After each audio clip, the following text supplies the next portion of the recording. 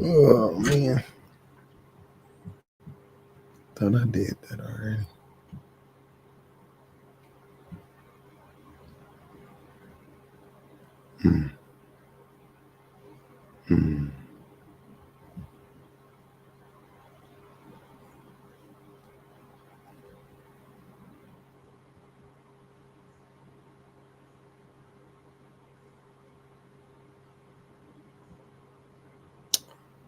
Okay.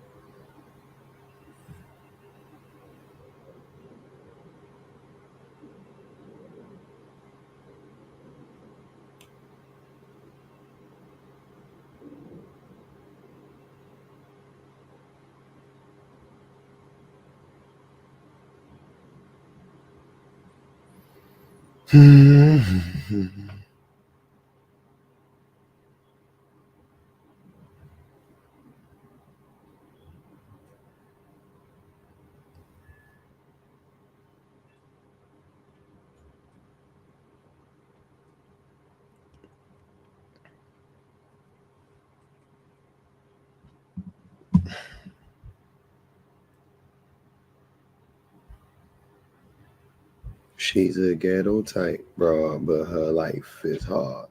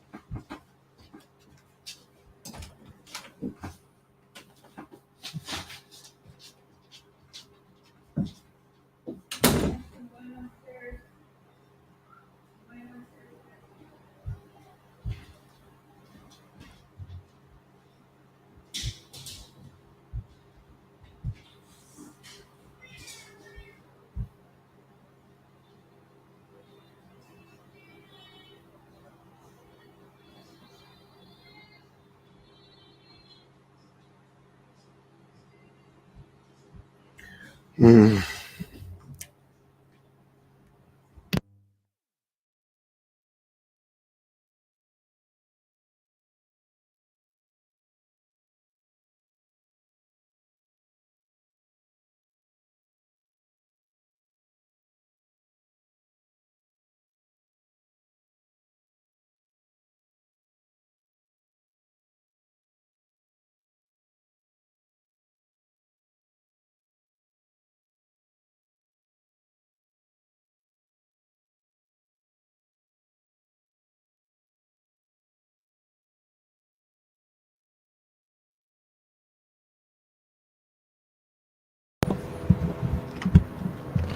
Yo, yo, yo.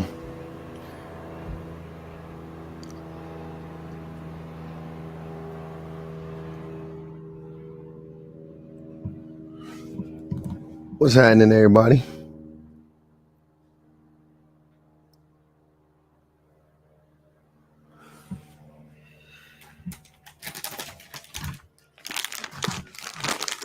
Happy Sunday.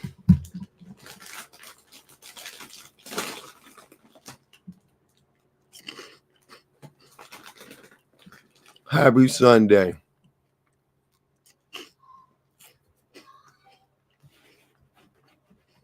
Mm-hmm.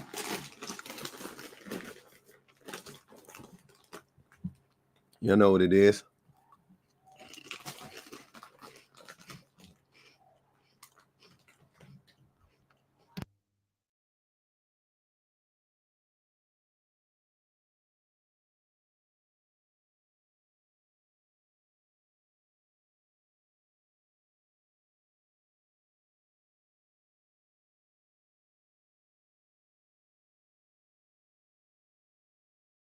Can't even block it out.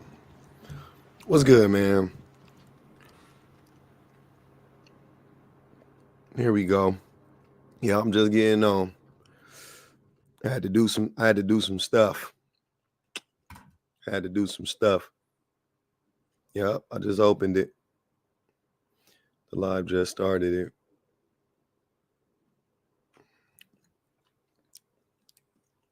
Yep, there's probably somewhere around there.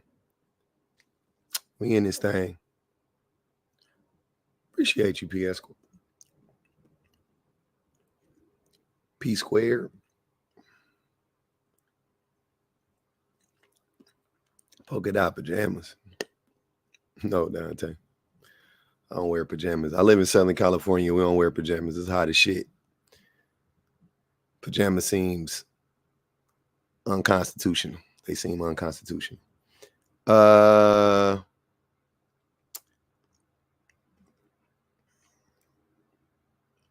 Yeah, I always be snagging. THC chew. What's that? I don't do no drugs. Oh, get your THC. Oh, you was talking to Subfuge. Okay. I was like, I don't do that. Oh, so it was good. My voice still cracking. Don't worry about it. Mind your business. Yesterday I was at my son's soccer game and I was yelling like crazy. It was a good game. They won. It was the first game of the season. What up? You can't hear me?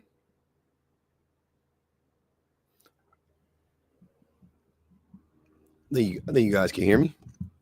Right? Yeah, it was a good one. Stay away from ghettowomen.com. Staying away from ghettowomen.com. That is a different name. Yeah, they won, man. It was a blowout. It was fun times. Somebody just sent me a video right now. I was gonna play it for y'all just because I think it's funny. Yeah. Let me play this shit for y'all real quick.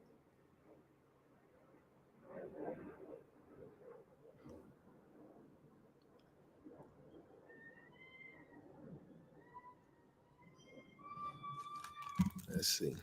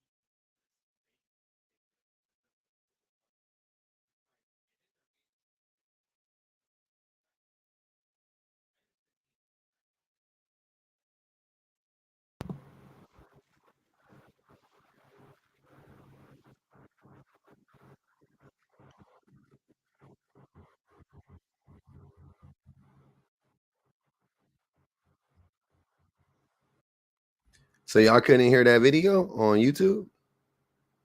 What up, Alexander? Y'all couldn't hear that video on YouTube?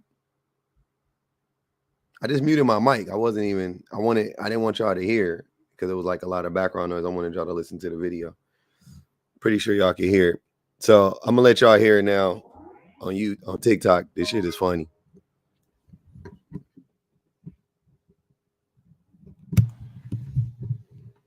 Mm-hmm.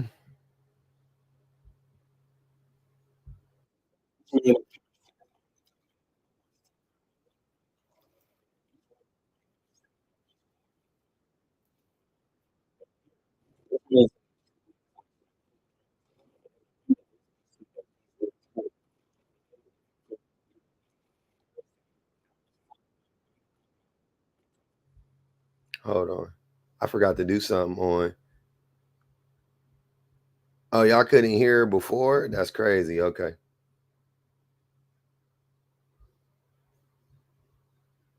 Let me share my screen with them so they can see it at least. I don't think they're gonna be able to see it though. Take care of my kids. I was just laughing because this is actually true. Me personally, I did not want to believe this at all because I was thinking like there is no way a woman is stupid enough to go for a guy that's going to treat them right instead of going for the guy that's going to take care What? of them. They restrict But then my the more I be lives? on social media, the more I realize this is actually true and it's very sad. Now I know this is not all women that does this. I'm pretty sure most women go for the good guys and they have a man that respects them. But to the small percentage of women that go for the bad boys and the hood dudes, I want to know why y'all do that. Like, why do y'all overlook the good guy that's just trying to take care of you and respects you, but y'all go for the man that doesn't treat you with no respect?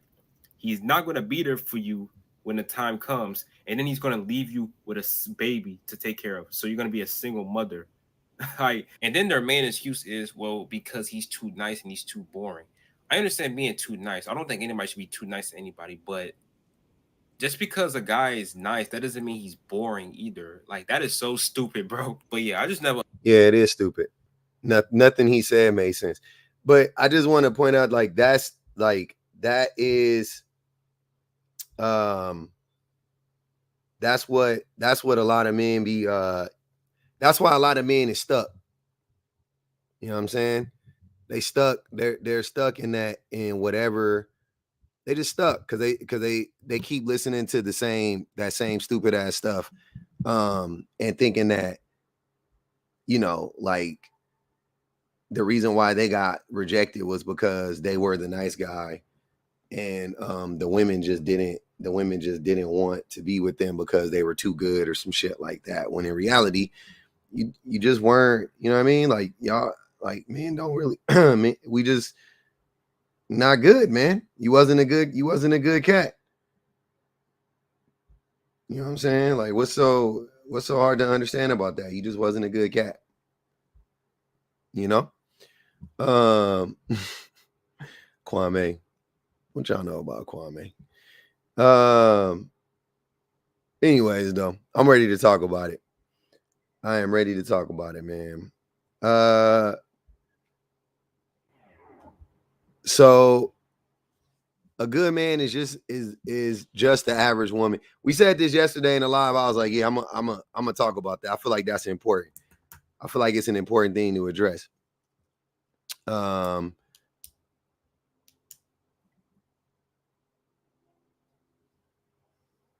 mhm.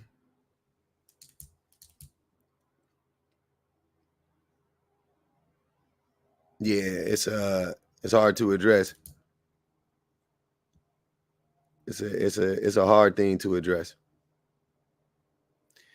So yeah, but let's get into it, man. Appreciate you, Sean.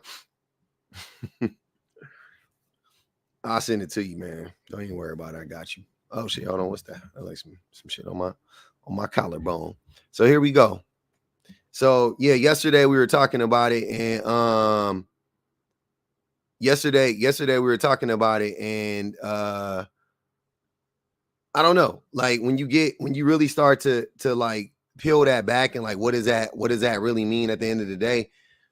You know, like, men just the pressure that is applied to women has forced them to be it just forced them to be better people. You know what I'm saying? Like, and men not the standards for men are so low that it's creating this like imbalance in the force, if you will. So you got a bunch of women that's like driven and self-reliant and educated, and then you have a bunch of men that are coddled and entitled and bitter, you know. So, you know what I mean? It just it is what it is. It happens that way.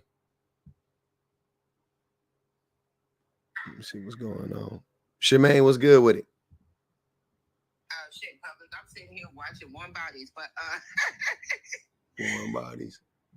that's the one where homie was a zombie and he ended up falling in love with. Oh yeah. I saw that. You know, I haven't seen the movie. I just saw it on the thing, like the queue the other day when I was looking at movies. Mm-hmm. Yeah, homie. Yeah, I love homie. But listen, that's like one of my favorite movies. But listen, I'm literally, and I kid you not, I am so sick of men talking about some. Oh yeah, I'm the nice guy, bro. No, you're not.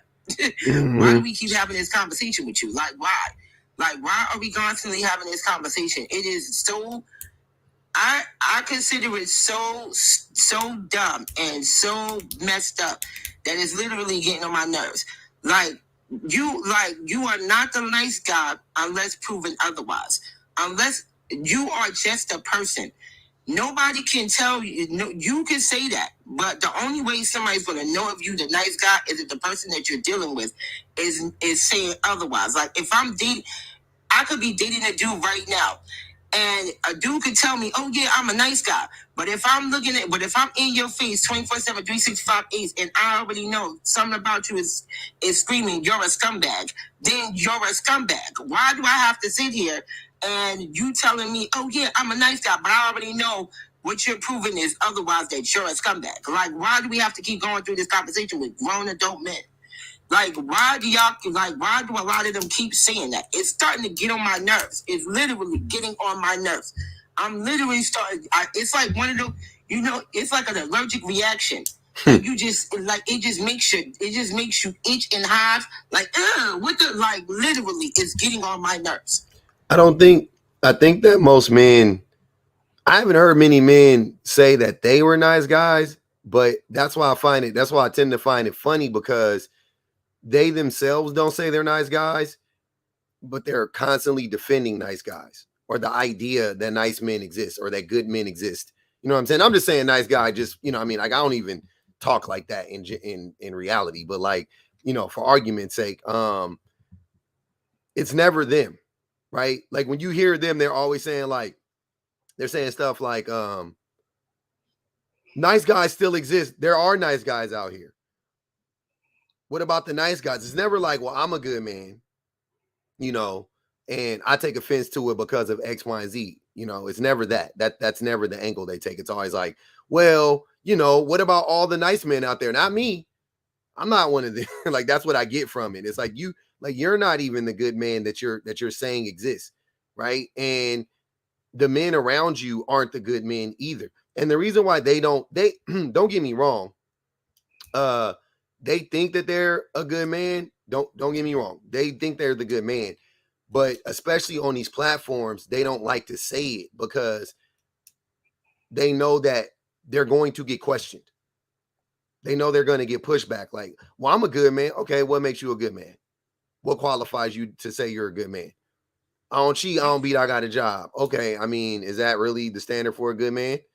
You know what I'm saying? Like, so they don't say it's them. It's not that they don't think it's them, but they don't say it's them. It's always some other dude who they're talking about, right? And I just think I think that it's hilarious.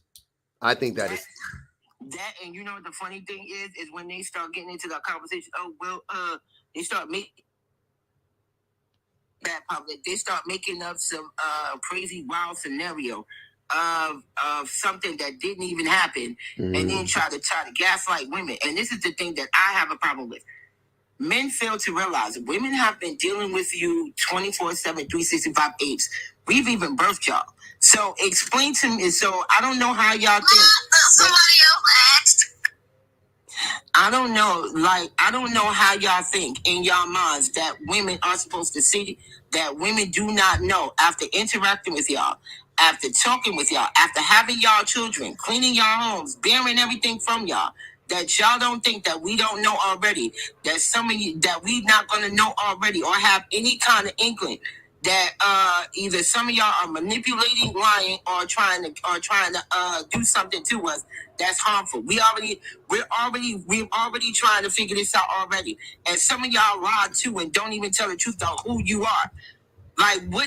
I don't get it. Like, what more do you want to, like, what more do y'all men want us to do before y'all realize, okay, these women are already checking all of us, and they know how we all feel.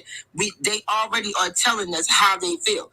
Most of y'all don't even understand how we feel or won't even grasp how we feel. Y'all keep trying to gaslight us. Are y'all done yet? Like, stop with the gaslighting. This man keeps telling y'all that you cannot give advice to women on a bunch of dudes that we have interact with on a daily basis because you can't. He's been telling y'all that you can't. You can't nobody do it. We deal with y'all on a daily basis. So if we're saying that, okay, you are not a nice guy, you are not a nice man, some of y'all are not nice at all until you prove otherwise, that's a fact. Until you prove otherwise, until you are the type of person, until we can actually know for a fact that you speak and say exactly the same thing, your actions match your words, you are not to be trusted. That's the fact. Yeah. What is that not for y'all to grasp at? Yeah, I hear you. We're gonna see. We're gonna try to get to the bottom of it today. But Shemaine, I appreciate you coming up. Of course. Nice hollering at you. Okay. Rico, Mr. Rico, what's good with it, man? There you go. What's happening to you? What's happening with you, bro? Man, long time no talk to. Hey, man, I like that shirt though. Thanks, family. Rico, you said you're a good man? Yeah, I'm a good man. All right. What makes you a good man? And why do you think you get to determine if you're a good man? Because I'm a good person. And I've been told this by multitudes of people, not just one or two. Okay. But why do you get to determine it? Like, even if they told you that, why do you think that it's okay for you to say it? Because everybody can't be wrong. Everybody doesn't think you're a good man. That's what I'm saying. So everybody I know does. I'm sure, because the people who don't think you're a good man aren't in your life. Right? No, normally people that ain't in my life is because they didn't deserve to be there. It had nothing to do with me. That's weird, but okay. Well, I mean, it's the truth though. It is what it is, man. You know, here's the thing. If you portray yourself, if you do certain things, certain bad things will fall away. Okay? What do you mean by that? Okay, here's the thing. People who always have chaos in their life, they're normally the center of the chaos. Okay. But when you become no longer chaotic, the people who are chaotic no longer gravitates to you and they just fall off. I don't believe in that, but okay. Well, I mean, it's just the way it is, man. Ask anybody who's ever changed their life. You talk to people all the time. There's people who change their lives. I mean, I just live my life a certain way. My mother raised a decent person. I'm patient. I'm forgiving. I'm to a certain point sensitive to other people's needs and wants and desires. So therefore, you know, I can also be sympathetic to other people and their plights and who they are. And I can accept people for who they are. Whether I want to deal with them or not, I can always accept people for who they are. So I'm a good guy. Okay. I think I always find it to be odd when people refer to themselves as good people. It sends off a red flag in my mind, but what do I know? Hey, I'm just telling you what I was told, man. You know what I mean? I wouldn't have knew I was a good person if other people wouldn't have told me I was a good person. That's how you know you're a good person, when people let you know you're a good person. It wasn't nothing that I deemed for myself. I didn't give myself this title. Other people gave the title to me. I've just accepted it. See, I think the disconnect is that how I look at it is, you could be good to 5 people and they could think you're a good person. And then you could be shitty to 5 people and they could think you're not such a good person. Right. So I don't think that it's something that you can actually determine. I think it's something that is on to me, it goes on a case by case basis, depending on the interaction. There are some people who don't fuck anybody over ever. You know what I mean? Like they don't do anything wrong to anybody ever, right? There are people that exist out there like that. And then there are people who, they ain't perfect and they try to do their best, but they rub people the wrong way and they get on people's nerves and whatever. And then there's people who don't give a fuck, and there's people who actively try to harm people. Like there's a mixture. And a lot of hold on. Oh, I'm sorry, Rico. I was just muting you because of your background. I wasn't. I'm sorry. My bad. You can unmute yourself.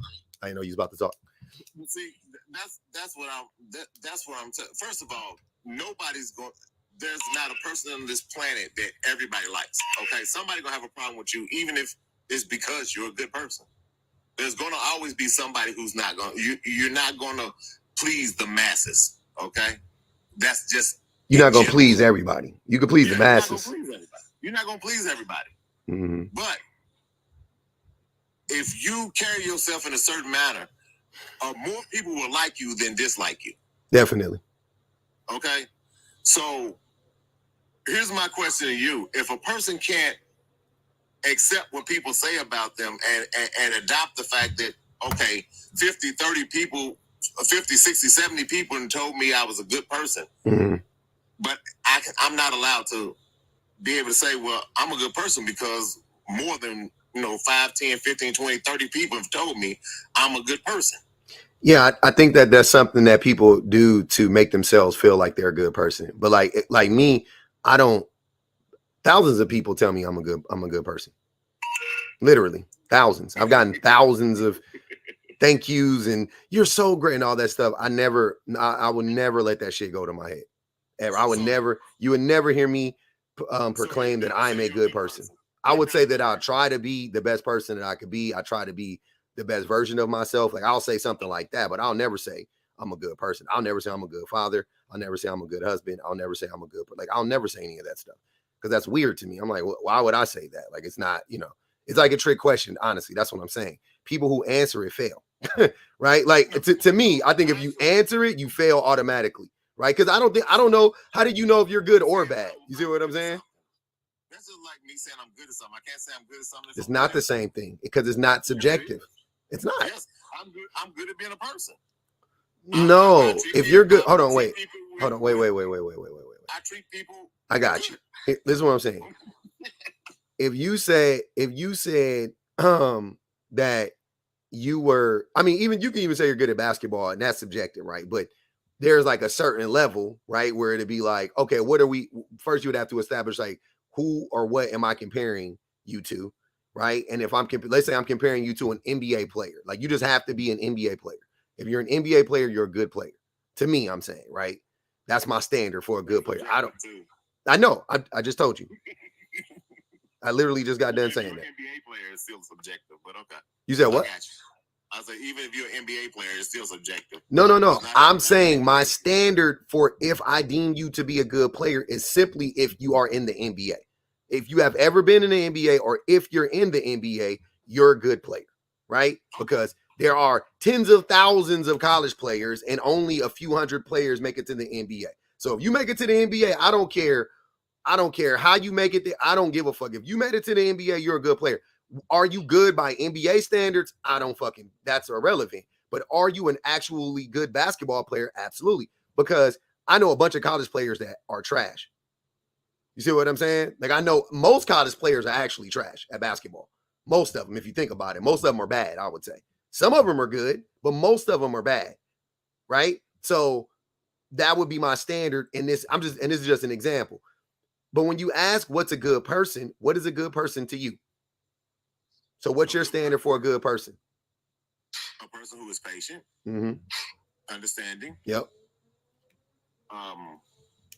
Able to take constructive criticism. Yep. A person who. You think you take constructive criticism well? Oh, yes, definitely. I don't think you do. I know. I'm telling you in my. But wait, it does. But Rico, it does matter to me. It does. You can't see what I'm saying, how weird that is? Yeah, I do take constructive criticism. Listen to what just happened right now. Because you haven't criticized me. I have several times. What are you talking about? I'm criticizing you right now. What are you talking about? This is not criticism. You said I am. I'm literally criticizing you right now. I'm criticizing your take on you being a good person. It's literally happening in front of your very eyes, and you're not taking it very well. And I don't have a problem with it because you haven't told me why I'm not a good person. I don't, my standard for a good person is a person, one of them is a person who is honest, right? Specifically honest with themselves. You have not proven to be honest with yourself or honest in general. I'm not honest. So you're saying I'm not honest with myself? I don't think you are. Because I believe that all the people who knows me, who said I was a good person, I believe them. So I'm not being honest with myself. No, I know, but here's what I'm saying, Rico. I don't even know you as well as anybody in your real life knows you, right? But I've had a few encounters with 5 or 6 or 7. You know what I mean? I don't remember how many times you've been on the panel, right? Yeah, it's been a few. Whatever, a few times, right? Okay, cool. Yeah. And in those times, you have proven to be problematic. Almost like right now, you're being problematic. And I'm not talking about how you're talking. I want to be clear. I'm not talking like you're respectful. I'm not, you're not disrespectful. I'm talking about your ideology has proven to be problematic. Also, what do you mean? It's everything is subjective. What do you mean to me? You don't have to say that. It's implied it's to me. What are you talking about? But see, this is my assessment of you. And in this moment, here's why I don't believe you. Because in this moment, I would be the person to be determining if you're a good person to me. It's only up to me to determine if you're a good person to me. And I'm telling you right now, in our limited encounters, I don't think you're that. I don't think you're a good person. I think you're self-righteous. I think you're self-centered. I think you're egotistical. I think you lack humility. And I don't think you take constructive criticism well at all. And that's just in our limited interactions with one another. I can only imagine dealing with you on a day-to-day basis what I would think about you. You see what I'm saying? So y'all like to get online and act like you don't know me. And I'm like, hold on, wait. It's crazy when people say you don't know me because when I get online, and here's the conundrum it presents, right? You're either masking online and this is not who you are in real life, or you're masking in real life and this is not who you are online. Like, I don't know which one to tell you. I don't know. You got to choose, but I'm telling you that just in our limited contact with one another, you have proven all these things to be true to me, right? I don't think you're mean-spirited. There are a bunch of things. You know what I'm saying? I'm gonna give you the critique sandwich, right? I don't think you're I don't think you're mean-spirited. I don't think you're evil. Like, I don't think of that. I'm not nothing extreme necessarily, I wouldn't say, but I definitely wouldn't classify you as a good person, right? I do think some of your takes or most of your takes are harmful, generally speaking, and not to me personally, but to to marginalized groups of people, specifically women. But outside of that, please tell me what about me is harmful to women. Oh, I want to hear this one. Your takes.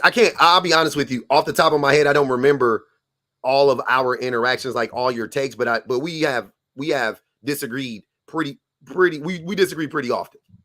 Oh, yes, we do disagree pretty often because I think that you are not genuine in most of the things that you say. I mean, personally.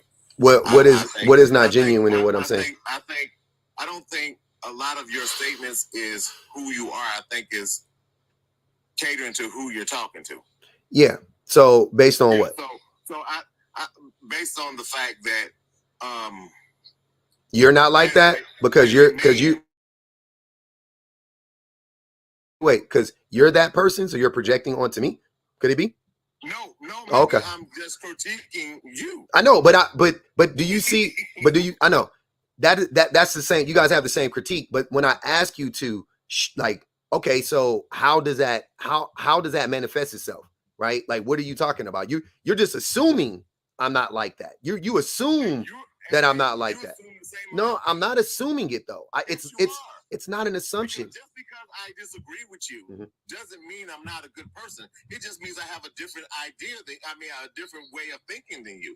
I mean, it depends on what that. But wait, harmful to a woman. it depends on the topic though, because usually my topics. Nothing I've ever Hold on, said is hold on. harmful to a woman. My topics are usually about equity and equality, and you often disagree with them. So if you disagree, because there's no such thing as equality between men and women. see, that's a harmful take. That is not That's a harmful take.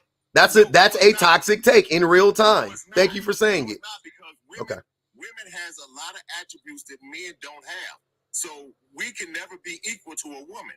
We don't have the capability in the mental realm to even deal on the same level as women do.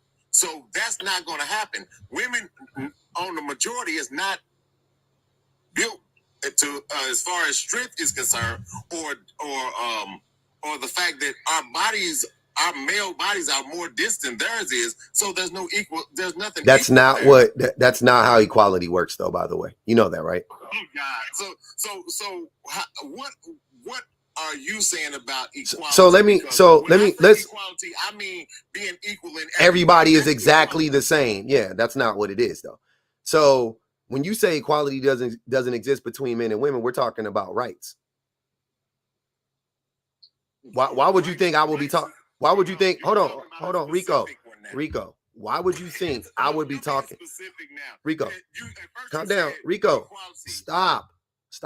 Why would you think? I'm not. I promise you. You just were wrong the whole time, and I'm gonna help you out right now. So why would I ever be talking about equality between men and women as it pertains to benching, going to the weight room and lifting weights or doing squats? What the fuck kind of equality is that? That's not even equality anybody cares about. What kind of equality do you think we would be talking about? You think we're talking about in the physical sense? What do you mean? You see what I'm saying? So the inference has never been in the physical, which tells me you either lack comprehension skills, or you're being willfully ignorant, or you don't listen well. Because I've never inferred any of those things. I'm none of those. Okay, so what is it? Because I've never said that, and that would be really dumb. The reason why I said that, because you were being vague about equality. Now, as far as what was I being vague about it? As far as laws is concerned and rights, equality wouldn't even sit well there. Because there are still certain rights that women have that men would never have. Men ain't even qualified to have those rights. There's no right that a woman has that men don't. What are you talking about? Oh, there's not? Not one. What she should do with her body? She lost that right. But that's not a right that they. Wait. No, she never lost that right. Rico, she did. She did. No, she didn't. They did. They lost it in like 22 states. What are you talking about? They literally lost the right federally. They lost the right federally, and in certain states kept the right. Right? They said, oh yeah, we'll let the states do it. And in my state, like California, they said, no, yeah, we still want women to be able to do that. So they lost that right federally, and they also lost it in many states. So to me, I look at that as overall women lost the right. Right now, reproductive rights, men still have their full reproductive rights. Women don't. So what are you talking about? What do you mean they have a right that men don't? You see what I'm saying? That's stupid. That doesn't make sense. How do you figure men don't reproduce? So what are you talking about? We have reproductive organs, sir. So we have rights over. Listen, Rico, listen to understand, not to respond. Men. You're trying to play wordplay with me, bro. Here's the thing: we do not have reproductive rights, because guess what? Even if we fertilize that seed, we have no right whether it goes to term or not. We have never had reproductive rights. Okay, so let me like I said, let me help you out. Reproductive rights is simply a term that is used to describe the right you have over your reproductive organs, so to speak, right? Like, so you can wear a condom, that is a reproductive right. You can get a vasectomy, that is a reproductive right. You could use lube with spermicide in it, that is a reproductive right. These are all reproductive rights, sir. I just want you to know that. Women can get could get abortions. Women could get hysterectomies, so on and so forth. Those are also reproductive rights because they have different organs. I mean, yeah, they have different things in there. They have a different anatomy to a certain extent than men do, right? Cool. But we both had reproductive rights. Both of us did. It's just the anatomy was different. But they took away a female's reproductive rights, and men still have, as far as I know, full reproductive rights. And women never had full reproductive rights, ever. They never had it. Just so we're clear. But now, but they repealed it back even more. That's the point. So, what are you talking about? That is what reproductive rights are. That's the thing that I'm not understanding. Where is the confusion? Did you not know that that's what reproductive rights were? Or did you think reproductive rights were literally, specifically about when a baby was inside of a woman, and that was the only version of reproductive rights? Is that what you thought? Because that would make sense. You know what I think is amazing about you? When I take a specific part, you don't like that. But when you take a specific part, you say it's crazy that you talked about all the other stuff. Yeah, this type of stuff is what I'm talking about. Never been in the courts, my brother, about male reproduction rights ever. Yes, it has. So, Wait. Just see, you wrong. Roe v. Wade also affects male reproductive rights. Oh God, Jesus. Oh God, Jesus, sir. It's Rico. Hold on, brother. I'm gonna help you out. It's okay that you don't know what you're talking about. It's okay. A good person would show some humility right now. A good person would say, oh, damn, I didn't know that, instead of doubling and tripling down and trying to argue to save face. Right? That's what a good person would do. Those are all the people who I deem to be good. They slow the fuck down. When they don't know something, they don't just argue for the sake of arguing. They calm down and they go, oh, damn, I didn't know that. Right? They don't deflect. They don't obfuscate. They don't start doubling down. They don't do that. That's not what good people do. Now, once again, you're going to say I'm crazy for saying this. Back to my original point. I have limited contact with you. And already you are proving to me that you are not a good person. You definitely ain't a person I want to kick it around. I can't deal with that shit. We too old. I don't want to deal with that shit. I can never say nothing to the homie without the motherfucker pushing back and quadrupling and quintupling down on this. Like, oh, that shit is corny, bro. You old. Stop. Damn, this conversation should go, oh, damn, I didn't know that that's what reproductive rights were. I thought it was just when a woman had a baby inside of her. That's what I thought it was. I didn't think about condoms. I didn't think about spermicide. I didn't think about hysterectomies or vasectomy. I didn't think about any of that stuff. I literally just thought about women having babies inside of them and abortions. That's all I thought about. I didn't even know Roe v. Wade affects everybody in theory. It does, because that's what it did. It wasn't specifically for women, right? But it affected women the most, right? That's the thing. So it's a wild thing. Right now, as we speak, they're trying to take away access to condoms and whatnot, protection in certain states. That's going to affect men too, would it not? Birth control. I'm sorry, birth control. My fault. Birth control. My bad. Yeah. So yeah, I'm not liking the way that's going, Rico, for you. I want you to work on that, brother. Good people work on themselves. But I'm still listening. I'm still waiting on how, I'm not genuine or whatever the case may be. I don't know. I'm gonna wait around for that one. Well, sir, I just want to say thank you for having me up. I understand that I am not a type of person you want to hang around, so I will not, bother you anymore. But you have a nice day, okay? And this motherfucker's gonna take his ass on. Talk to you later. All right, Rico. Oh man, the sensitivity. Champagne. Send him a therapy invoice. Aaron said, send him a therapy invoice. What up, Kenneth? That was weird. Appreciate you, Salt. That escalated quickly, didn't it? Wow. Nah, it was on that path to me.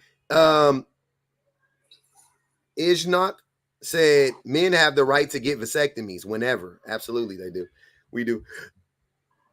Champagne, what's his name?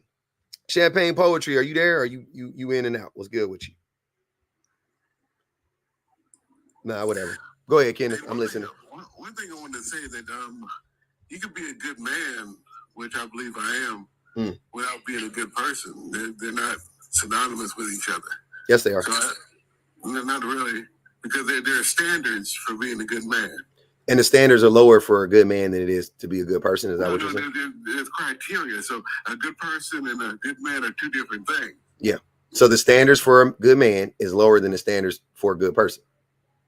I don't think the standards are lower than two different subjects, so they can't be lower than the other. I mean, is a man not a person? What'd you say? Are men not people?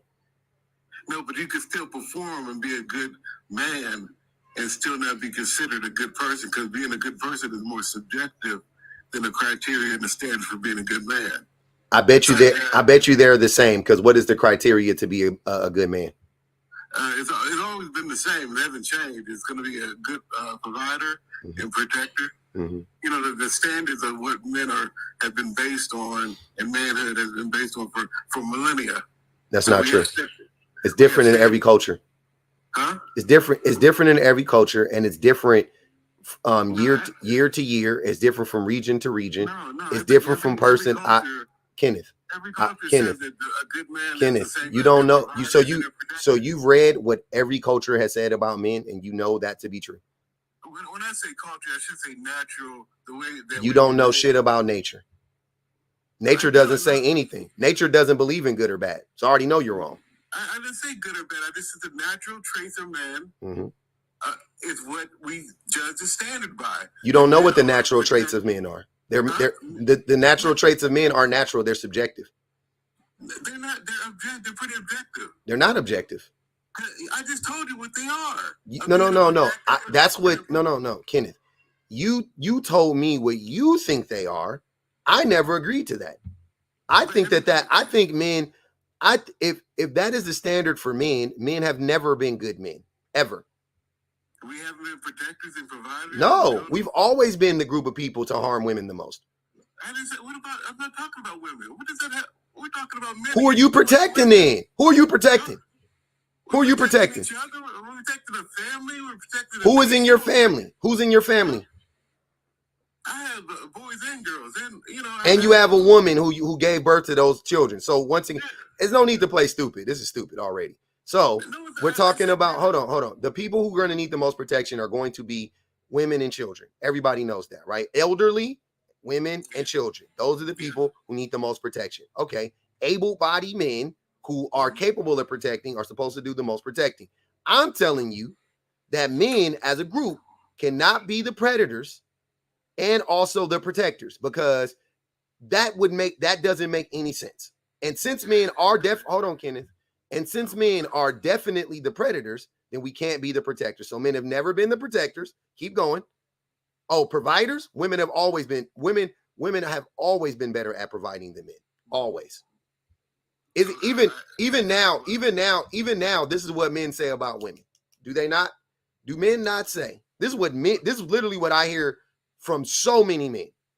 That women. Hold on, Kenneth. I'm not making that. Kenneth, stop. Here's what I'm saying. That I hear from so many men. That women are multipliers. They multiply everything you give them. Right? Wouldn't that make them the providers? What else is a provider?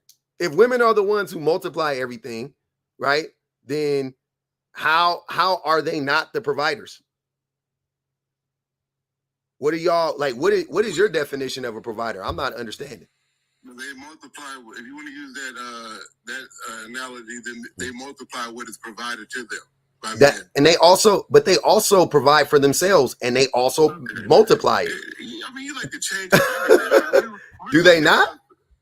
We're talking about a specific argument, and you keep throwing women into it. I'm talking about the standard of men and what makes a good man, and you keep throwing women in it. Why? Because you can't separate the two in this instance, sir.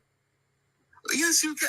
Yes, you can. You Because can't. The question separated men and women. It doesn't. Your very question separated us. So It doesn't. answer your question, and you want to throw women. The question doesn't separate men and women. You favor them. It doesn't separate men and women. You tried to separate them by saying you tried to get into this philosophical bullshit about you could be a good man but not a good person. Like, nigga, what? They're different standards. They're not. They're not. I promise you, they're not. They're the same standard. Noah, you can come up. I muted you for 5 minutes, but if you don't come up, I'll mute you for the rest of the live. Don't worry about it. Keep going. I'm listening to you, Kenneth. You're not saying much, but I'm trying to hear you out. And one other thing, because I could see you're just going to twist. No, I'm not going to say that. I'm just going to go one more thing. I don't think, before I forget, because I'm older, Roe v. Wade didn't take away the rights of women. They extended the rights to the unborn who weren't not recognized before. That's a part of what that's a part of what it did. But it also what Roe v. Wade did was it made it sealed like medical records and whatnot. So I'm talking about the rights of the unborn. They're protected now. I know, but that's a part of it, sir. That's the best part. That's the part. I didn't say it's not it. That's a part of it. That's a part of it. I'm not denying what you said. I'm just saying that's a part of it. That I agree. Okay. Jesus Christ. I'm glad we agree. Yeah, because see, when you say something that's actually based in facts, I agree. When you say shit that's made up off the top of your head, I don't agree. If it makes sense, I'll agree, but it don't. Half the shit you say don't make sense. You just be saying stuff. I mean, when I said there's an objective standard for being a man, you want to throw some woman into it. Well, women do this, that's not what I'm talking about. I'm talking about what makes a good man, and he's a protector and a provider. Wait. Are you saying, I'm sorry. Are you saying when they overturned it? I'm sorry. I just clocked what you were saying. My bad. You're saying when they overturned Roe v. Wade, that was the protection of the unborn? Yeah, because nigga, you's a motherfucking fool. I'm sorry. It took a while for it to compute. I thought he was saying the other way, like, oh wow, I didn't get okay. Wow. I'm saying the rights of the unborn were protected. Oh wow. Yeah, damn. You gotta protect the rights of the unborn. Wow. Supersede the rights of Jesus Christ. I had wow. I clocked that slow. That's crazy. I'm like Obi-Wan Kenobi. I got the Jedi mind trick on your ass. No, I just did it. I misinterpreted what you were saying. I didn't see. I'm gonna tell you what happened in real time. I didn't think you would say something that stupid. That's what it was. Like, I honestly didn't think you would say something that egregious. Like, that was crazy. My fault. I gave you the benefit of the doubt. That's my bad. I should have known who I was talking to. That was my bad. No, because I'm for the rights of the unborn. No, you're not. You don't care anything about the unborn. I do. You don't. I promise you don't. I know you don't. There's nothing if you care about the rights of the unborn. Here's the thing, what I want y'all to realize. You cannot care about the rights of the unborn in a vacuum. You have to care about the rights of the unborn in totality, right? So you also have to care about the women that are giving birth. You got to care about the father. You got to care about the community. You got to care about everything. You can't only care about, you do. Sir, I promise you, if you to actually care about the unborn, you have to care about everything. No, I don't. Think about how stupid what you're saying is, sir. Hold on. I don't give a fuck about you. Sir, if you care about the unborn and the unborn is going to be born into an environment that is detrimental to them, then you obviously don't care about the unborn. If you care about the unborn, hold on, I'm not done. If you care about the unborn, but you don't care about the state of the mother or the health of the mother, then you don't care about the unborn. Because the thing that's going to determine the health of the unborn and the born is the mother. The number one thing is the health of the mother. So you got to care about both. You can't only care about one. And since you clearly don't care about women, you can't care about the unborn or the born. Also, if you care about the unborn, you got to care about the born too. Okay. Because why the fuck do you want the baby to? What is the point? So really, what you care about is You care about the control of women, which you've already talked about before. Like you impregnating your long-term girlfriend of 26 years. You impregnated her to trap her to keep her there. Three times. Three times. Yeah. So you don't care about the unborn. You care about men's ability to trap women and abuse women. What? Yeah, that's what you care about. I do. I might care about that too, but I do definitely care about the unborn too. You don't though. You just care about trapping them. You just care about trapping the women. So you don't care about the unborn. You don't care if the woman is happy. You don't care if she's healthy. You don't care if she's gonna unalive during birth. You don't give a fuck. Don't say trapping the women. Trapping the woman is singular. I'm not with multiple women. I trapped her. Oh, we know you can't get multiple women, but unless you pay for them. But I'm saying, that's fine. In general, men, you only care about other men trapping women. That's what I'm talking about. No, I don't care about other men at all. I care about the rights of the unborn child. No, you don't. I want them to be unalive. That's all it is. I think they have souls, and they have the right to live. You don't have a soul, though. My shining star said, "Good men empower women. They don't disempower women." That's right. Who told you that? She just making shit up? Huh? That's not the criteria. That's her criteria. Why do you act like you're the arbiter of what makes a man good or bad? Nobody gives a fuck about what you think when it comes to good or bad men. You are a terrible man and a terrible human being. Why would anybody care about what you think about being a good or a bad person? Seriously. You're terrible at both. You're a bad man and a bad person. So what does that matter? I didn't make up the standard though. You didn't meet it either. Clicks and Views said, Robert Hanor, we need you on the case ASAP. Who is Robert Hanor? I don't know who that is. Tanthres said, just came into the live and I'm sorry, but dude sound like Tony Baker's confused ass cousin or something. I'm weak as fuck. What up, Osa? Hey, public, how are you? I'm good. This is just comical. I feel like if you're not willing to at least do away with patriarchy or get to the bottom of your misogyny, then there's no way that you could possibly be a good person or a good man.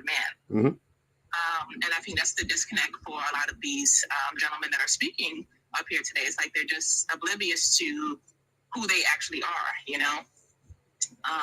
But like I said, I always appreciate your lives because you're always talking to men about their issues and just how to at least acknowledge it or just become more aware to it. And it's just I just don't get why they're just fighting this. It's not helping them. They're not leading good lives, through patriarchy. Mm-hmm. Yet they're still fighting to uphold this. Kenneth, I know you like a lot of things. I love the patriarchy, but it's not helping you. I wish you loved Kleenex because your nose still stuffed up. It's allergy season, bro. Why are you coming down on my allergy? My guy, you've been sick for about 3 months now. Go to the doctor. As I said, it's allergy season. My gosh. Allergy season ain't allergy season in April, spring? Maybe yours. You're allergic to the truth, so I'm thinking it's always for you. Oh, that was a good one. I can't with you, public. These Musa niggas is crazy.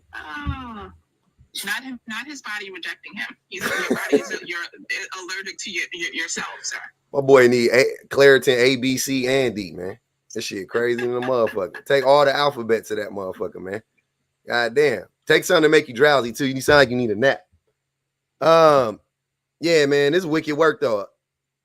This is wicked work. But on a serious note, public, do you really? I'm just to a point of where I don't really have the confidence that most men, most males, or however you want to refer to them, are not going to be able to dig themselves out of this issue. Mm-hmm.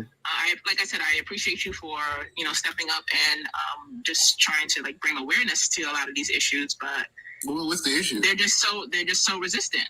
What is the issue? Maybe that's what I have an issue with. What is the issue?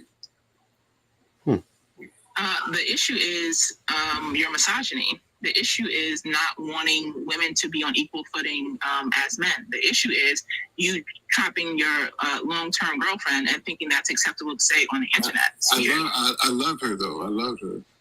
there's no way you could possibly love her, even cool, an honest woman. I loved her so much I put 3 babies in her. That's love right there. Okay, Ken. Whatever helps you sleep at night, sir. And I go to work every day just to provide for her. So she, that's love. Yes, you don't go to work living paycheck to paycheck. So it's, you've mentioned that several times. But wait, you know what's crazy about that statement? I be arguing like, nah, y'all, like you be going to work for yourself. But as lazy as men are, you might be right, Kenneth. You might be a bum if you didn't have a girlfriend and some kids. So you just so you use them to motivate you to get up to go to work every day. Yeah, men are bums. Men without children are bums in general. I don't know about that, but I do think that a lot of men, I mean, it's showing up right now too because they don't have access to women. You can just see men dropping out of the employment market like every day, like in droves. Like men are just like, what am I even working for? I can't get no vagina. I can't have access to women. I don't have access to a family. Yeah, I'm not working no more. That shit is crazy. That's what we work for. We work for the women. That's the reason why they have women. But they don't. I don't think you work. I don't think men work for women. I think that's the misconception. No. We work for our women and families. No, men work to control women. Men work to have access to women. They don't work for women, though. You know what I'm saying? You're not working to improve her life. You're working so that you can have access to her and fucking glom onto her and leech the life out of her, right? And you know the only way that you can do that is that's why I'm working. So I have constant, reliable vagina. Yeah, I know. The Bratz doll said because he breathing in all that dust floating around him. That's why he can't breathe out his fucking nose. Also I work for the sandwiches and the food that she could provide for me. So all that encompasses what makes a good woman. Mm-hmm. I work every day, every hard. I take care of her kids and her, so she can provide her kids. The things I need. Them not the ones you put inside of her. Okay. Antoine said, I've been on and off the live, but did anyone blame single mothers or public's marriage? Not yet. Yes, they talk about single mothers already. Didn't somebody bring that up at the beginning? Mm-hmm. No? No. We haven't had a single. Last live I was listening to. Yeah. It's coming though. Anyway, let you let somebody else up. I do appreciate you and thank you for all that you do for us. Thanks, Osa. Appreciate you. Blessings. Oh man, this is wicked work, man. I don't know who this person is. Yeah, bro. I don't know what's going on with you, family.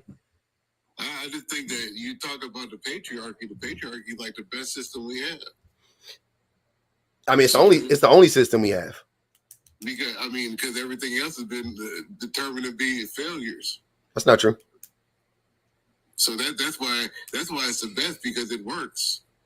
That's not true, and it doesn't work. Wait. So what is working in your mind? If the majority of the world is living in poverty, that's the system working. That's the best we could do, is the vast majority of the planet being in poverty, and only 0.1% of 1% of the human population has control of 60-70% of the money that exists in the world. You know what I'm saying? Like, that's what you're saying is like, oh yeah, it's working just fine. Like, you living paycheck to paycheck.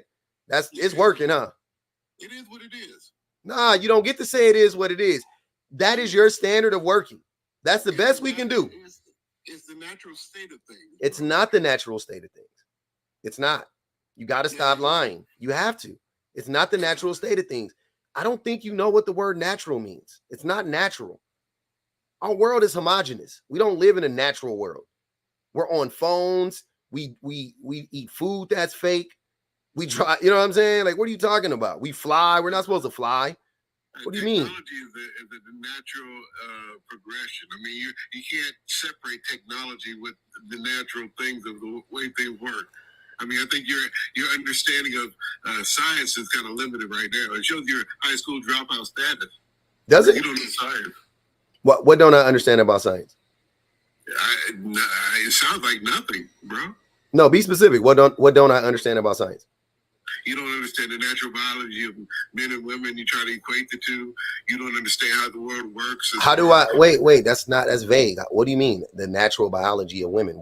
Men and women? What do you mean? What have I said that makes you think that? Because we were discussing the natural roles that men and women take. And like I said, you wouldn't even notice that a good man is certain perspectives. And that doesn't even make sense. A good man is certain perspectives. Yeah, you have to judge about perspective. Look, a good man is he provides and he protects. And then you went ahead and said something about men are protecting against men. Of course we are. That is still protection. So we're not good. So we're not good men. That doesn't make you a good man. If you're the protector and not the one that's coming that needs protection from, the protector is a good man because he follows the good man criteria. I have a question for you. Yes. What the fuck does that have to do with biology? That men biology gravitates toward protection and providing. Women biology gravitates toward nurturing, building, loving relationships, emotional stuff like that. We're different. And I don't think you acknowledge that. I don't think you know what any of these words mean at this point. I'm pretty bright, bro. Okay. Just because I'm Negro don't mean I'm not smart. I mean, okay. I I wouldn't think that. But. I could do put my degree against yours, and we could play big bank, take little bank. You know what I mean? We can do that all day. Wait, big bank. You know what big bank takes little bank means? I was born during that era, bro. During the Ice Cube era, I know exactly what it means. Yeah, that's money. That's not degrees. I mean, I'm judging our levels. My degree is superior to yours. I don't have a degree. Exactly, nigga. Respect. I know. No. Show me your degree first, and I'll respect it. I'm not gonna show you anything. I don't think you have a degree. You can barely speak English. I don't care what you think. It's not up for you to think I'm like. But here's the thing, though. I think the difference is that I'm not that ignorant. I know that people can get degrees and still be stupid, right? Like Kanye said, some people graduate but be still stupid. And clearly talking to you, you still sound undereducated. You know what I'm saying? So because you can educate yourself, you can seek education, but it doesn't sound like you actually did. The wonderful thing about me is I can touch on any topic that you bring up intelligently. Okay. I'm like a jack of all trades with that talent. So anything you say, I can challenge you and debate you about it. You make HBCUs look bad, and you make my degree look bad. I mean, there's no way. Your personal attacks. There is no way me and you have the same degree. There's no way. I want to see this degree too, because I don't believe it. I don't believe it at all. What classes did you take? Yeah, what poli-sci classes did you take? What's the prerequisites for it to get the degree? Kenneth, don't go silent on us now. You gotta say I'm 53 years old. I mean, you want me to say poli-sci 101, 503? Is that what you need? You're 53 years old? Oh yeah, you're dumb. Yeah. Why would I be dumb? I mean, why would you be dumb, or how are you dumb? But hold on, let me read this Cash App. Blessings for you said, men can now sue women to stop abortion. He is lying. Damn. I'm talking about the life of the unborn is protected now. It's not always protected, because in California, you're like infanticide over there with Kamala. But over in the red state America, the Christian America, it's going to be harder to unalive a new unborn child. Yeah. Also, in those same red states, that's where like the vast majority of the mass shootings are happening. So they don't. So I think that it's odd that in the states. I think that it's odd in the states where you're more likely to be unalive. Not even in a mass shooting, but it's more violent in the red states too. But in those states where you're more likely to be unalive by a mass shooting or by a shooting in general, they also are pew. They also care so much about the unborn in those states. Also, more people are in poverty in red states. More people lack the education system are at the bottom in the red states. Like you just keep going down the line. In these states that love the unborn, But once the baby gets here, fuck you, nigga, you on your own. That's kind of crazy. You don't think that's weird? I think we have different values in the red states. You know, the heartland of America. We don't value how much you income over unalive unborn. We'll sacrifice income to raise that. One doesn't have anything to do with the other. That's stupid. Clarice Jones said, Ken saying any old thing to get people to talk to him at this point. Yeah, that was crazy. I don't know what you mean. I said we're willing I heard to you. sacrifice. I heard you. It just was dumb. I heard it the first time. It was stupid. You got to repeat it. Yeah, that's why I said you were dumb, Ken. If not, because you're 53. Because you're dumb. Okay, lady. Because you got a political science degree in what year? I think it was 96. I think. Yeah. Yeah, I know. It's not credible. Why is it not credible? We're credible. We're Did you take constitutional law? Yes. I graduated, lady. Wait, but Shan, why'd you ask him a real class? You're supposed to ask him another class, and he would have said yes, and then you'd have been like, see, that's what you were supposed to do. That's what I would have did. He still could have taken that class, but he didn't take the fucking constitutional. There's no way he's talking like he is about Roe v. Wade if he took constitutional law. There's just no way. This man never graduated from college. I don't even know why we even talking about it. Flawed from the beginning, so I mean, I am talking constitutional law. The High court can't say that after the first trimester, a child is a child. All this. I mean, hold on, Kenny. Hold on, Kenny. The whole logic is stupid. Hey, y'all. I really need to get them lights up, baby. Let's see. This live, we're gonna hit 500,000. That's gonna be our task. I don't care when we hit it, but we gotta hit it. Come on, y'all. Help your boy out. Also, share the live. Let's get the live. Let's get the live on the FYP if it ain't already.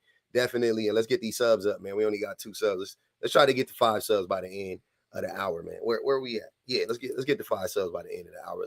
But keep going. We listening to you, Kenny. Appreciate you, Salt. We listening to you, Ken. You wildin' though. Your question about the degree. I mean, did she got any other questions for me? I answered all of them. You didn't answer. Not to my liking. Well, we asked you before what classes did you take, and you didn't. I mean, I said I took the required classes to graduate. That's what I've taken. What classes were those? A lot of them. Yeah, exactly. And constitutional law was one of them. Yeah, well, you would have said that then. You didn't start saying constitutional law until I asked you about that particular class. Let me ask you, did you graduate from HU with a degree in political science? I graduated from the University of Georgia with a degree in political science, yes. Oh, that's not HBCU. She graduated from a PWI. Oh, wow. You're a traitor anyway. Yeah, okay. It wasn't no white people at your school, Kenny? I mean, they were on scholarship like Kamala, but they weren't Kamala.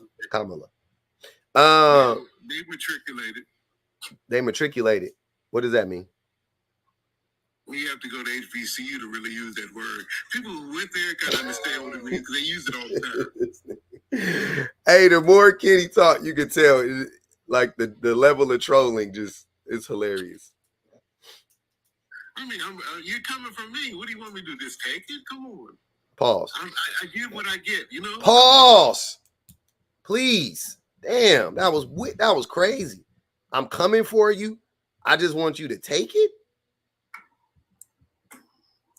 Pump your brakes. Pause. Okay, last question for you, Kenneth. What's the number one identifier for how a person will vote? Probably their economic status.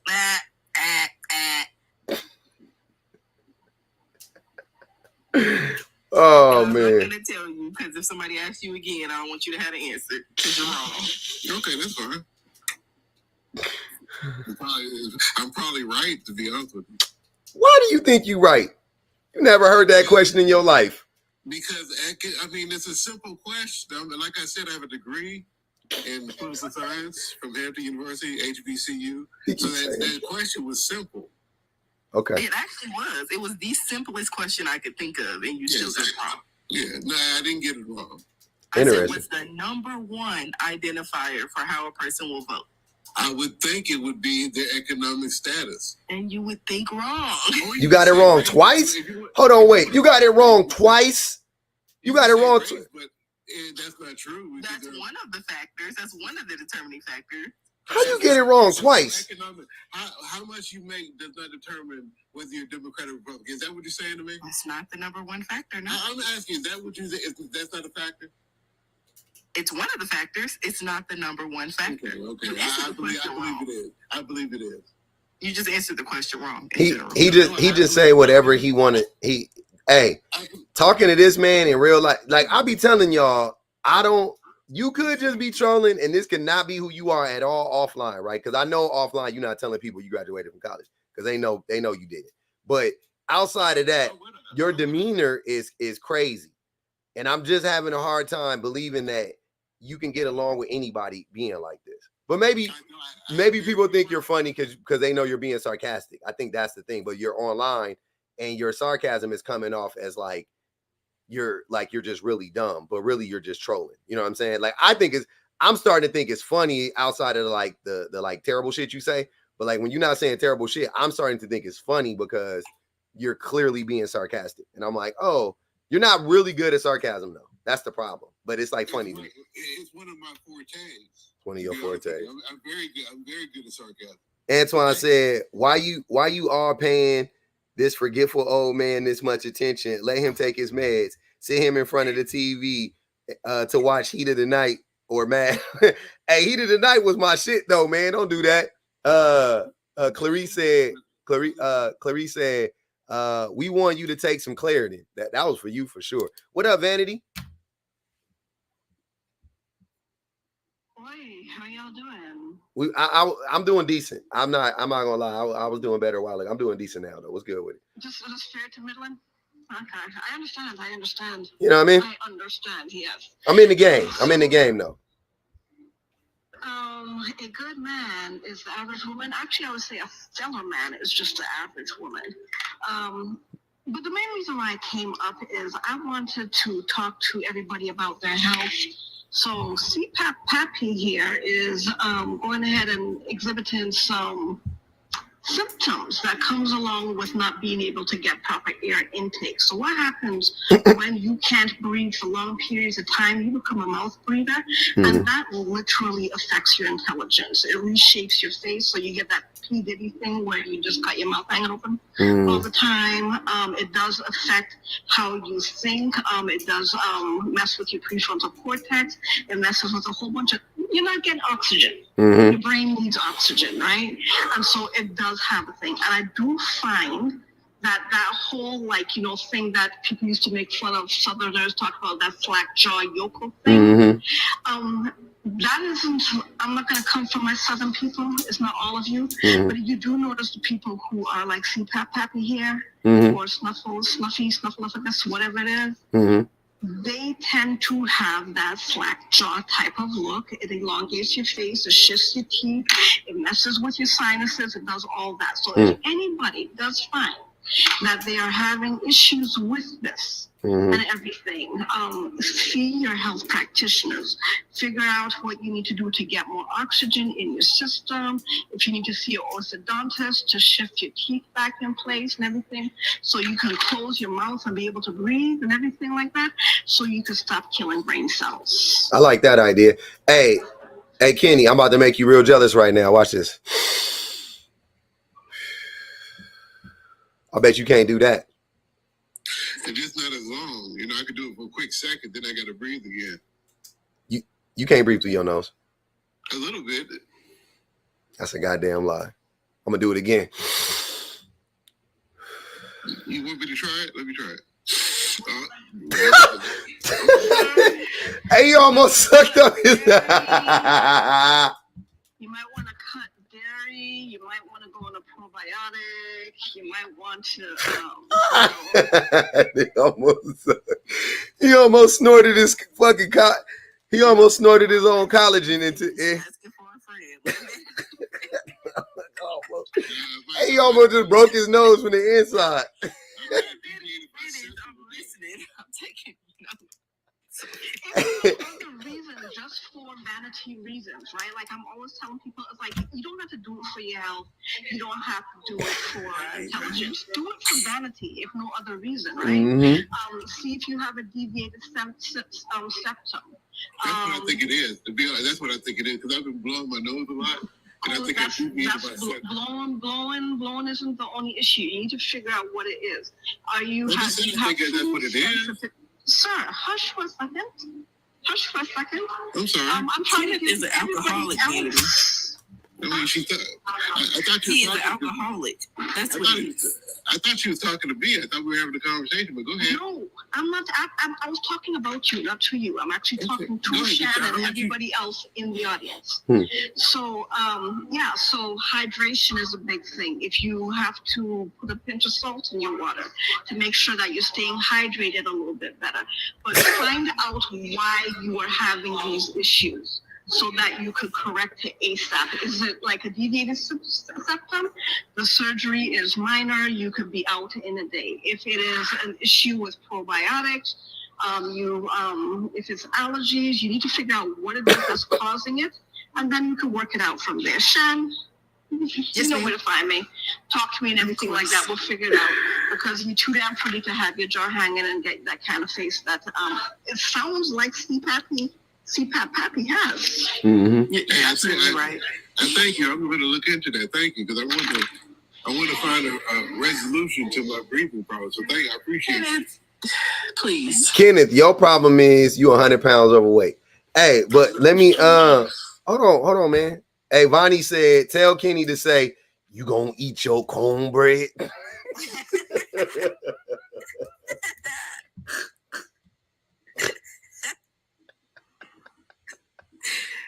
Kenneth, why are you always turning that camera on? What did you be doing? No, he said I was 100 pounds overweight. I'm really not. I'm bigger than he is, though. But I'm not 100 pounds overweight. How much overweight are you?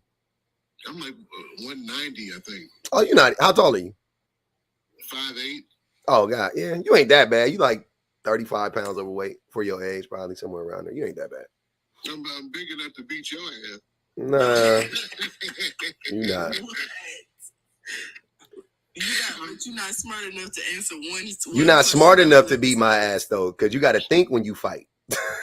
Like, if you ever really fought, you think when you fight. You slow down the fight and you think. That's why I don't be worried about none of y'all. You never fought before. Also, me and you only weigh 5. Hold on, wait. Me and you are 5 pounds different. I weigh 185. You weigh 190. I'm 6 foot. And you 52 years old and weak. I will knock you. Never mind. I'm not even gonna say it.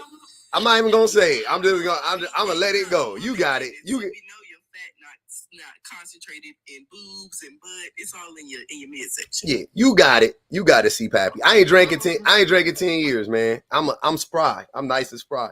Also put $2 on my head for almost unaliving Kenny. I don't want to do that to Kenny. He good. Can I tell you how Roe v. Wade is going to affect men?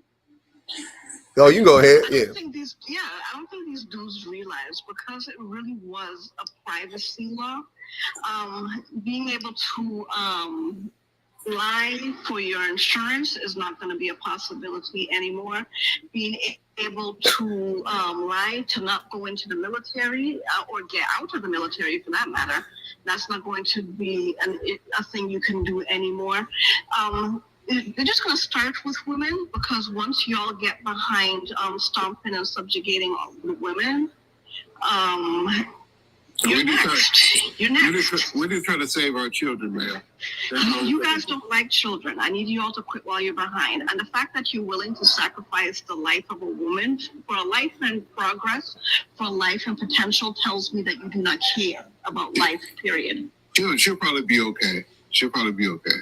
Okay, it's crazy. Hold on. Clarice said he got them bubble fingers. Them kidneys is gone.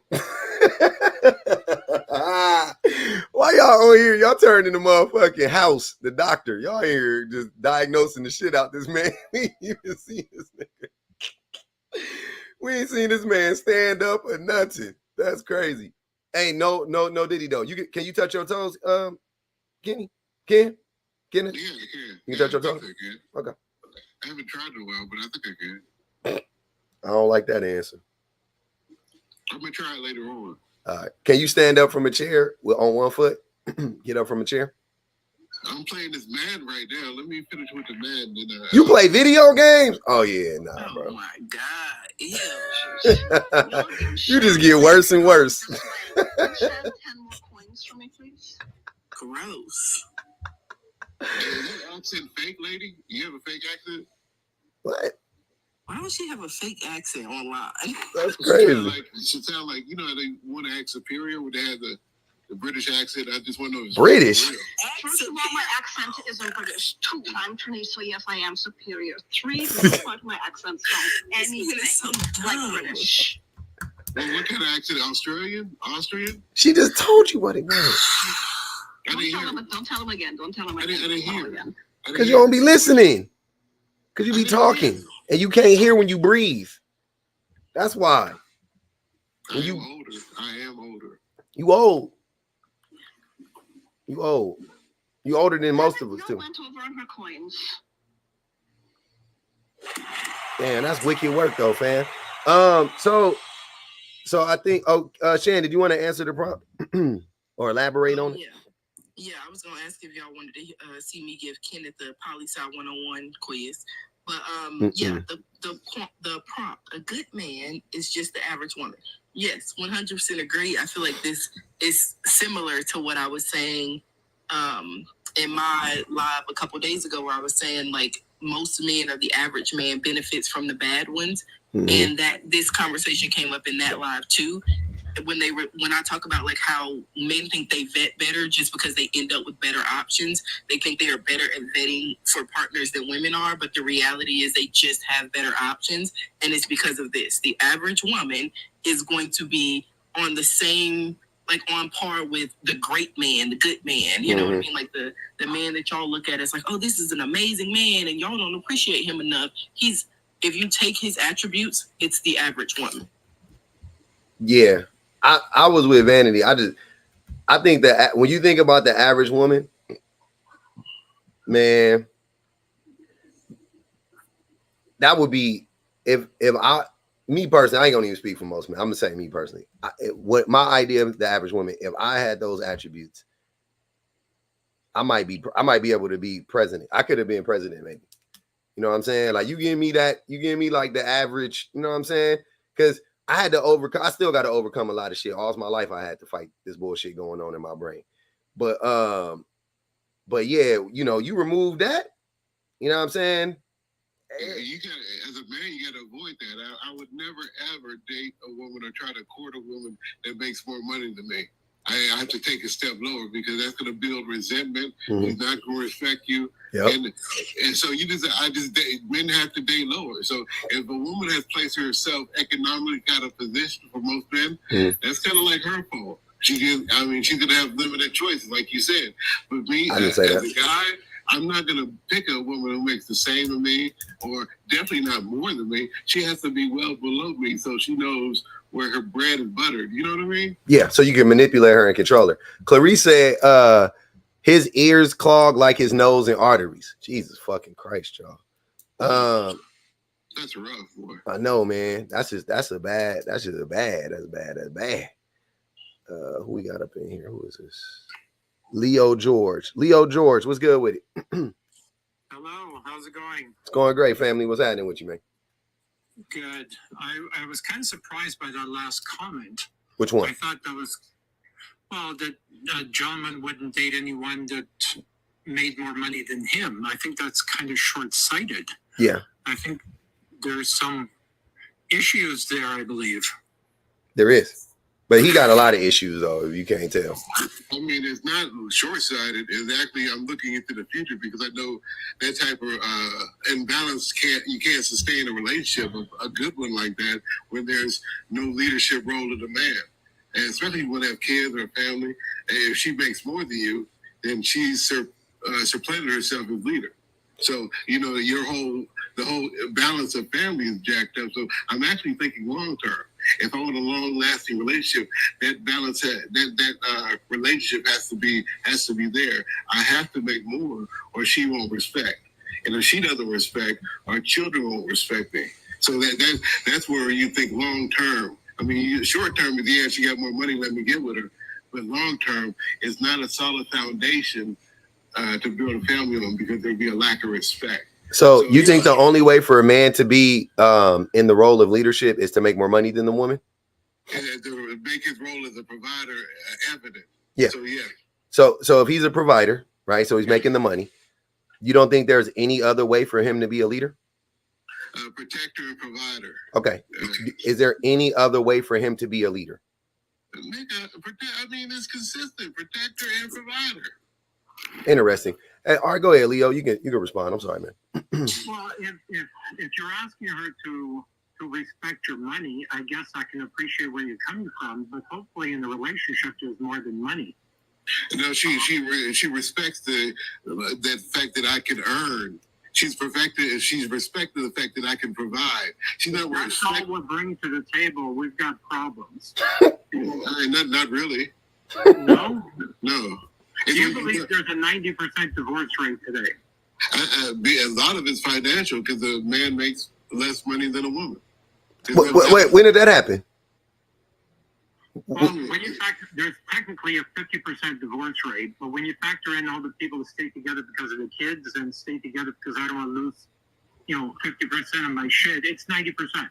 That's fine too. I mean, you made a vow, you stay together. That's right. What you do. That's what honorable people do. When you make a vow, you keep that vow. Even if you want to say it's for the kids or whatever, but you make any excuse to stay together. I don't think you understand the whole concept of marriage. Well, no, I do. I've been divorced twice in my first marriage. Kenny, gotta let him respond. Hold on, sir. Let him respond. Go ahead, Leo. And if you weren't married. I forgot he ain't even married. Hey, just so you know, Leo, this dude got a long-term girlfriend of 26 years who he trapped with 3 babies. That's his words, not mine. But keep going. Well, I've been studying this because I've been looking at my life with broken relationships, and I want to fix my life. I've interviewed 52 divorcing couples to find out, how can a couple go from I love you, I want to marry you, I want to build a life around you. Next day, they're saying, I hate you and I want a divorce. How does that happen? Right? So I'm interviewing divorcing couples to find out what was the first straw that was put on the camel's back that nobody noticed, but ultimately broke the camel's back, right? Mm. So, and I think part of it is how we're brought up through school and brainwashed to believe we're supposed to get married, we're supposed to have a job, have 2.5 kids and a dog, right? We're sold a bill of goods, and obviously, if this was a good strategy, we wouldn't have a 90% divorce rate. Mm-hmm. So we're being sold into slavery, and a job to me is slavery. You said a job to you is what? Slavery, modern day slavery. Oh, okay. We're setting ourselves up for failure. So you don't think that you think are you talking about marriage is slavery or jobs are slavery, or the whole institute, or both institutions, I should say? Well, the education system is corrupt. The education system is designed to train slaves for businesses. I'm a business owner, so I sit on both sides of the hierarchy. You're a slave owner then. You're a slave owner. I should be careful with the words that I choose. Yeah, we got to be careful with the slave. Every time you say it, I ain't going to lie, Leo. I want to say something, but I'm just letting it rock out. But keep going. We listening. I think there's a fundamental problem with our education system. It's corrupt. Our electoral system is corrupt. Our financial system is corrupt. Mm-hmm. Right? When governments can print money at will, who suffers? Right? In theory, nobody. But in theory, nobody. You can print as much money as you want. It doesn't hurt. They get the money when they print the money. They give it to the oligarchs. They give it to a small percentage of the people, right? And then they leave everybody else out in the cold. So it's not about printing the money, because money is fake anyway, right? We know that. It's an idea. Inflation, right? All of this people are with inflation. Yeah, inflation is really not. Inflation in and of itself isn't even really a big deal. But when I'm talking about like regular inflation or whatever, but the thing about inflation, you said what? Hyperinflation is a big deal. Yeah. Look how many, I'm a management consultant. Look at how many people, have jobs and are living in their cars. Yep. I know pharmacists. I know nurses. I know people with good jobs, traditional jobs, plumbers, painters, and so on, living in their cars and technically homeless. So the system and the way we're brought up, the way we're brainwashed, and this gentleman, forgive me for saying this, he's a product of this brainwashing that we need to make more money than women, and women will all respect me if I make money. If that's all we bring to the table, we've got bigger issues. Yeah, and that's what men are definitely sold that lie that's what women want. And when you fast forward to 2024, where women can make their own money and have educations and things of that nature, that money myth blows up fairly quickly, right? In back in the day when Kenny was born, when was you born? The early 1800s, Kenny?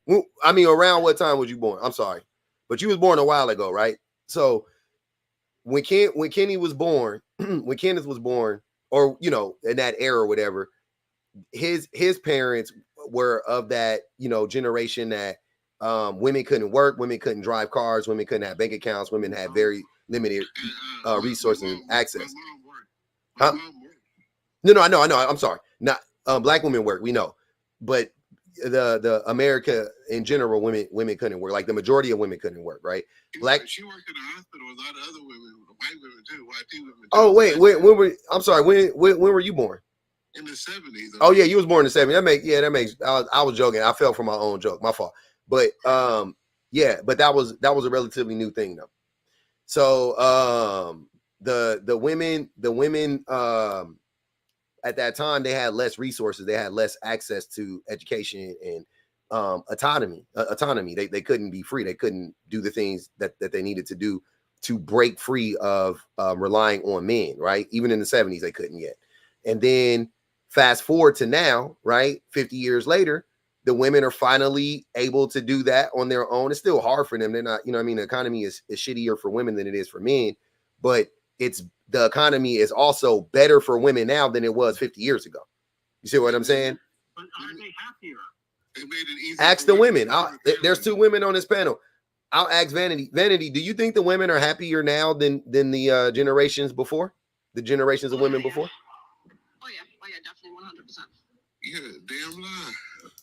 Yeah, I agree with that. I think the women are significantly happier now because they don't have to rely on a man. Anytime you don't have to rely on a man, there's no way I can't wrap my brain around that you're not in a happier place. Yeah, that's a damn lie.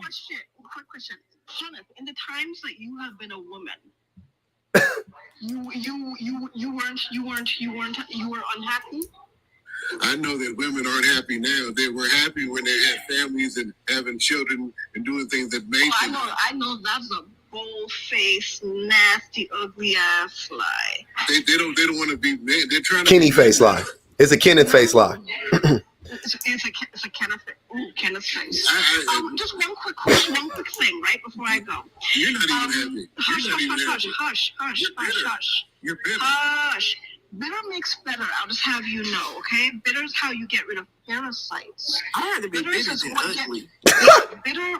Bitter gets rid of parasites. We take bitters to make sure we get rid of parasites. But the thing I was gonna say, the other thing that starts with P. So, public, I'm gonna go with your thing about people being lazy. Well, not people, men, because there used to be 4 P's, and I want to know when they whittle it down to just 2. Because this whole protect and provide. What happened to produce and problem solve? Like at least when y'all would thump in your chests in like 2008, y'all had more P's. They used to produce problems, you mean? Men are the number one producers of problems. That's the two P's. That's one of those things that's understood with leadership responsibility. You don't have to say it or verbalize it. We know that when you're leadership, you have to make decisions. So leadership is not a hormone, okay? And you all do not exhibit any of those qualities. who is you? Actually, You. the opposite. Specifically. Quite the opposite of like those qualities. Like there is absolute leadership is not a hormone. Let me I got some super chats I gotta read, then we're gonna let Leo go again, and then I'm gonna get Kay in here. To Nigel said, instead of being a leader and I don't know, getting a higher paying job, he aims lower. And that's love, aiming lower. That's what he said. He thinks his wife is lower than him. That's crazy. And Brianna Jones said, if women were happier, why does feminism exist? Exactly. Go ahead, Leo. I don't believe women are happier in the age of feminism. I think it's the opposite. If anyone watches any TikTok videos about,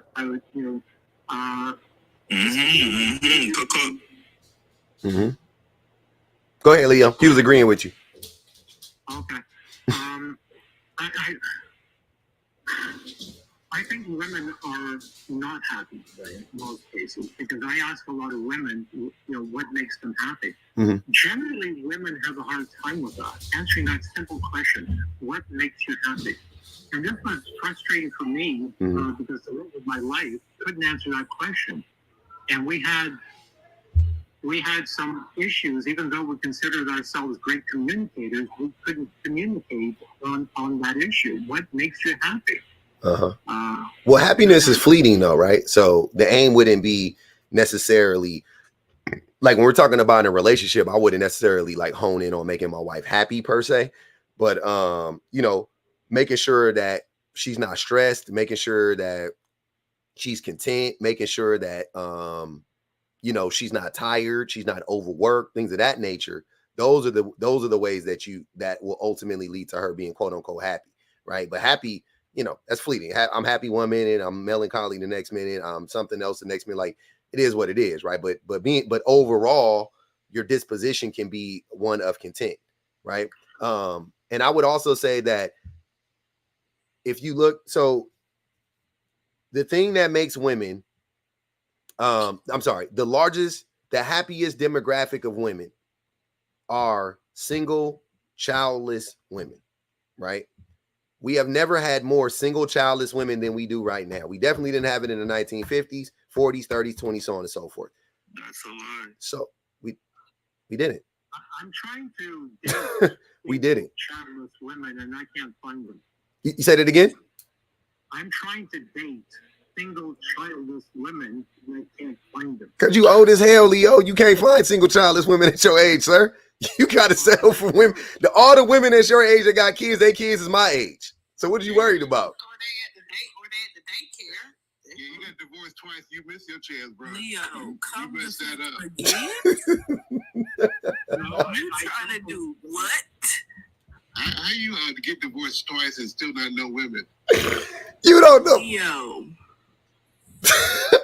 This shit diabolical, man. And when I tell you this, pack it the fuck up. Come on in. Come on home, Leo. Pack it up. You good, man. Pack it up, Leo. It's over. It's over, bro. Put it in the attic. Leo, do you have kids? No kids. You don't have kids. And you don't want, and how old are you, just out of curiosity before 65. You're 65 years old, so you're 2 years younger than my mom. Like I said, you are the age of my mom and my dad, right? You do not have the right to look for single childless. I'm sorry, you don't. You gave that up around 40. You gave that up around 40. I mean, that contract. Wait, hold on, wait. How old? Wait, Shan, sorry, one more question. How old are the women what's the youngest age group of women you're willing to date? Where do they start age-wise? 55, let's say. So a 55-year-old woman, like 85% of 55-year-old women got kids though, right? So that's why you can't find them, because many of them don't exist. How many? But my backyard is not 2 blocks. My backyard is North America. I got you. Yeah, I hear what you're saying. Leo, why would you even need the women to be childless? Those kids are going to be grown. Like, their kids are going to be my age. Yeah, their kids can help you out. Like, if you end up in hospice or something, their kids could come over and bring you some soup and shit. Yeah. Not to mention your geriatric raise them. Who is letting you impregnate? He don't want kids, Kay. He don't want kids. He talking about 55-year-old women. Single childless woman. I don't. That's what Shannon is asking. What's the answer? Why do you want a single childless woman, Leo? Legal, we understand. Why childless? Who wants to be number one in her life? Duh. I mean, come on. Exactly. Let that man answer. Can this man answer his own damn question? Remember I said a few months ago I interviewed 52 divorcing people, and 9 years ago when I was meeting the love of my life, I created a system to read and talk to about 2 million women. I hired 3 social media managers to work 24 hours a day for 2.5 years, and we met her. What? During that process, obviously I was dating and talking to a lot of women. And what I find is that women have been sold a bill of goods. We're back to the bill of goods. Okay. And what have women been sold? They've been sold the bill of goods, but especially women. Yeah. Because women have been sold the ultimate bill of goods. You know, get married, have children, devote 20 years of your life to your children. You have most women with children have no life, which means for 20 years they develop no social skills. A lot of them. Hey, hold on. Listen to him. Listen to him. I know Leo lying. Hold on, y'all. Let Leo. Y'all gotta let this man cook, please. Let Leo finish. I'm listening, Leo. Give me some rope so I can hang myself. Yeah, that's what I'm saying. Let the man talk. Yo, chill with the windows too. Not too fucking much, Leo. Go ahead. No, but think about this. If the women on the panel don't believe they've been sold a bill of goods, you haven't really sat down to think about this. Because most of you stayed home to look after your kids. Even if you had a job, your function, your number one job was looking after your kids. Okay. And you didn't develop social skills. You weren't climbing the corporate ladder. You weren't taking courses. You weren't reading a lot. You certainly were not reading business books. Oh yeah, you losing me. Remembering your age. We gotta remember Leo's age. You losing me, Leo. You losing me. Old. You losing me, Leo. Hold on. True for women his age. Hold on. Let me read something real quick. This poll came in and said, "What makes you happy, women?"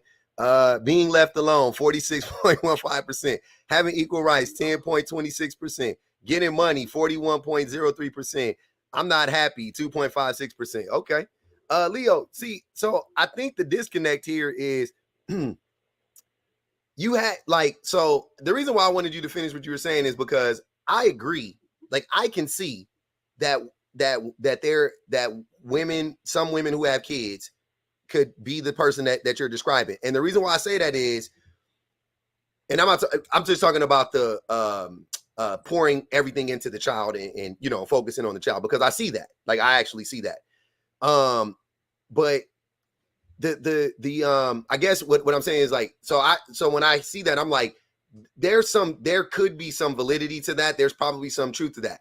But what I take away from that is men need to step up and relieve the women so that they can be free, so that they can develop the social skills, so that they could do the things that Leo was talking about, because those women who you're talking about are either married and single, single and single, child is abandoned, father not helping, some combination of the dad not being there and pulling his weight. You know what I'm saying? So if the man is there to pull his weight, then we wouldn't run into so many women that that you're describing. I don't think that would be such an issue. Can I interject here, especially and not to mention the women who do have children? When he said, like, they devote 20 years of their life to their children, why is that? Why is it that the mom is the default parent? Why is it that she's at brunch with her girlfriends with a baby on her hip and you're at the golf course with no one? Why is it that when it's time for homework to be done, she's standing over the kid's shoulder helping with homework, and the dad is sitting on the couch with his feet propped up? Because we hate them fucking kids. That's the way it's supposed to be. That's how it is. Ken, I want you to stay right there. Cousins, don't drop him, because I came specifically to drag Kenneth for Phil. But anyways, back to what I was saying. That's why women, if you're saying that women don't end up not having social skills, that's why. Because they don't have competent partners. Yeah. Because a competent partner would free them up to be able to invest in themselves, find a hobby, have girlfriends, like travel, things like that. But but most men aren't competent partners. Let me read this super chat real quick. My Shiny Star said, men hate feminism because it provides freedom/way out. Freedom/a way out.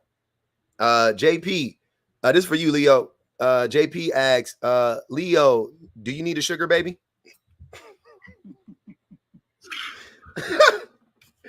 Hey man, y'all need to calm down, dude. That wasn't gonna be my question, but before Kay started talking, I was gonna ask Leo what his net worth was.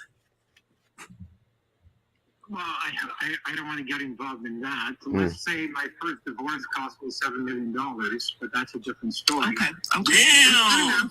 Good enough. Okay. There was a lady that mentioned that there was 5 degrees on the chat before. Did anyone else notice that? 5 degrees. Actually, I would like to do a survey. How many business owners are on this chat? You are? Okay. Are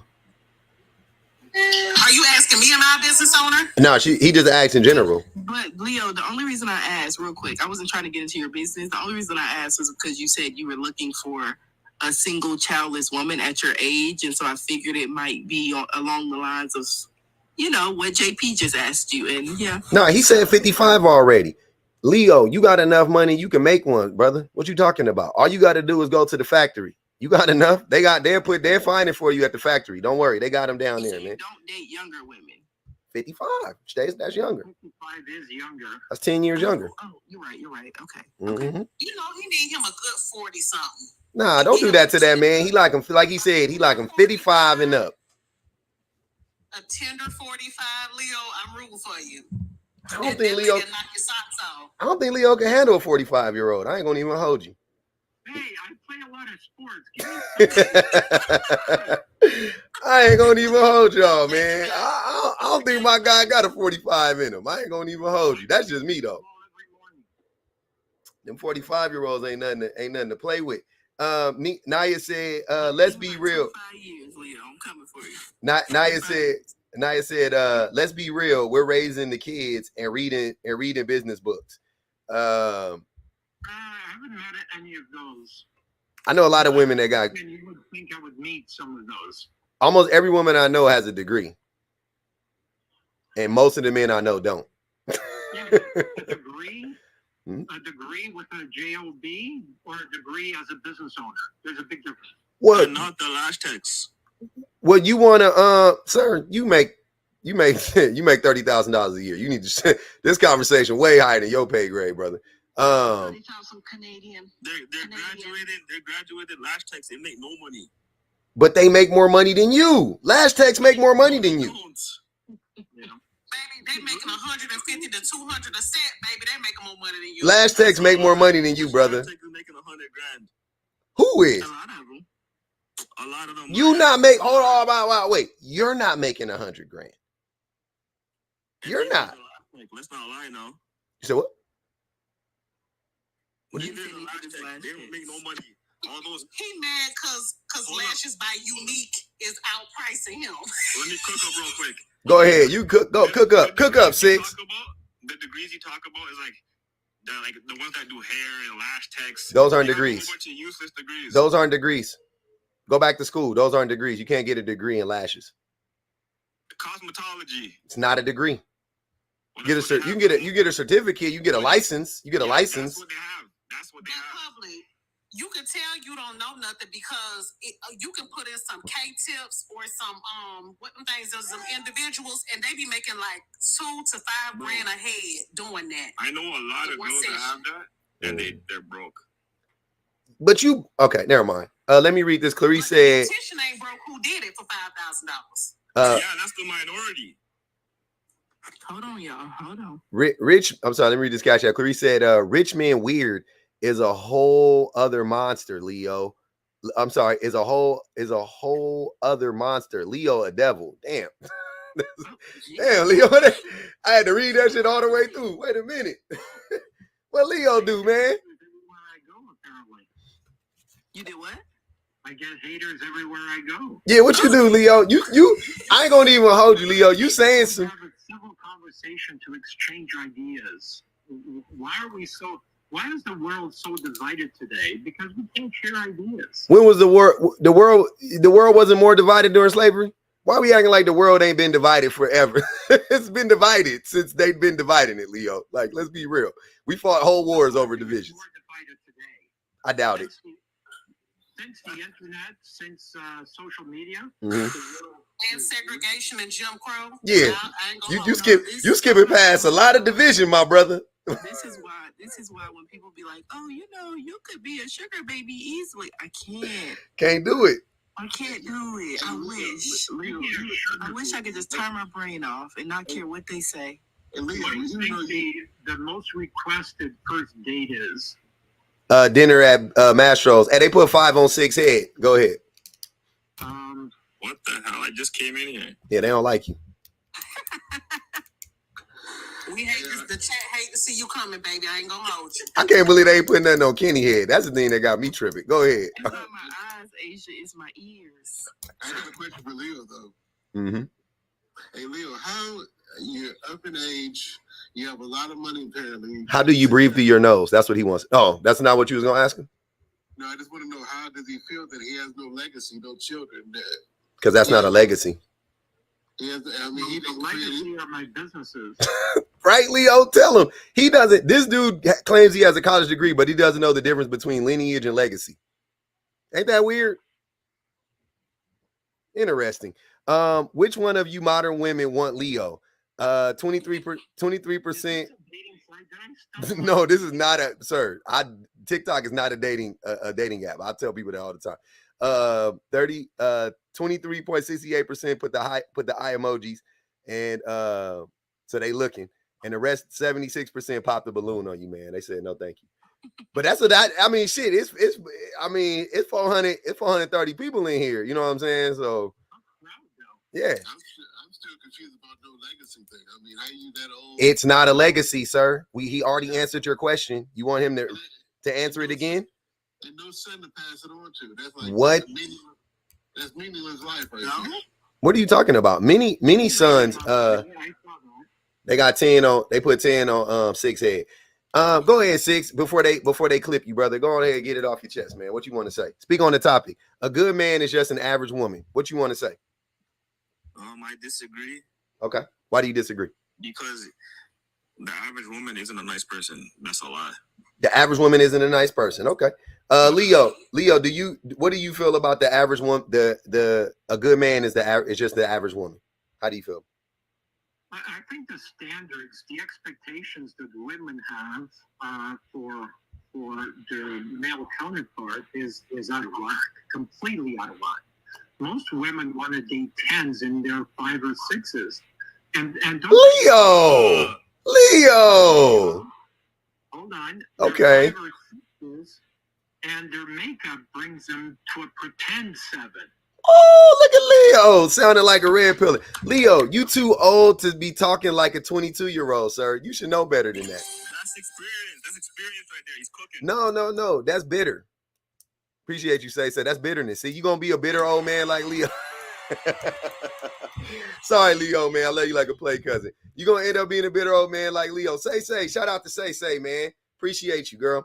Hey, yeah, man, we got to do better. We got to do better. You can't be, don't be misleading the youth, man. You 65 years old. You got to say things. You got to be real.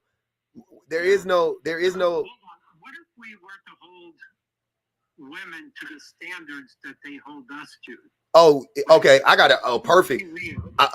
Okay. If women held us to the standards that we held them to, women would stay far away. They would never date a man because the standards we have for women are exceedingly high, right?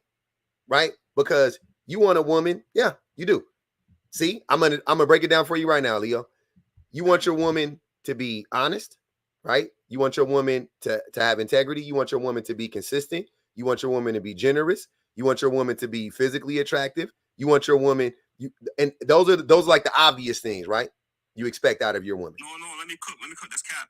All we want, number one, look good. Number two, be quiet. Okay. Over. Okay. Yeah, we're not listening to him. So also personality over looks, because the looks fade. And I want to know what the looks are, first thing in the morning before you put on your makeup. I want to know who you are 6 months after sex. I want to get over this bullshit putting your best foot forward, because that's not the real person that I'm going out to dinner with. Well, okay, but let's keep going though. But I okay. I mean, women wear makeup, and it is what it is. You either take it or leave it.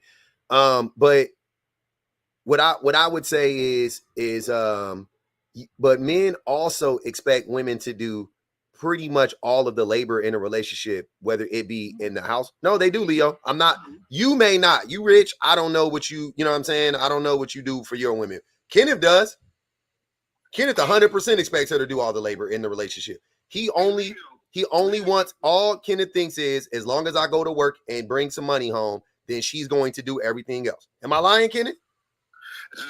Not that straightforward, but in a nutshell. Yeah, that's what, and most women think like Kenneth, Leo, right? So if women had those same standards for men, right? Huh? Those are poorly designed lives. Those are poor excuses. But those are average lives, Leo. You failed in life, Leo. You have a lot Wait. Leo didn't. You wildin'. Nah, Leo didn't fail. I ain't gonna say he'll fail you, because he don't. Yeah, I'm not gonna say that. He has no Ken, woman. you're talking a lot of smack. Just hold, please. Hold, stand back and stand by. That nigga rich. Please. Hey, to Nigel said, Leo, you talking like a broke boy. Like a broke boy. You out here acting real broke. With your language is very low vibrational. Leo, your sex game is a 5 or 6. You got some nerve. That's what Allie said. I don't know how she know that, but I guess she. No, Leo talking like a rich man. Yeah. Leo talking like a man with money. He is not. They have the same rhetoric. Yeah. They don't get less misogynistic because they have money. Yep. They get misogynistic with money. They get more entitled with money. They get more entitled. They feel like they're even more so the prize. That misogyny does not go away when that paycheck goes. How was that women? Listen, I'm gonna try to say this as nice as possible for a lack of words. When a woman gets money, she becomes a blank. Okay. So, and what does a man become when he gets money? He becomes an asshole, but not all the time. And and you're broke and you're an asshole. So what's your excuse? But why do you keep calling me broke? You are broke. How you know I'm broke? You told us. I never told you I'm broke. I mean, you done got one too many brokes off your chest. When you make $30,000 a year, you broke. Okay. Keep talking about the 30 grand, public.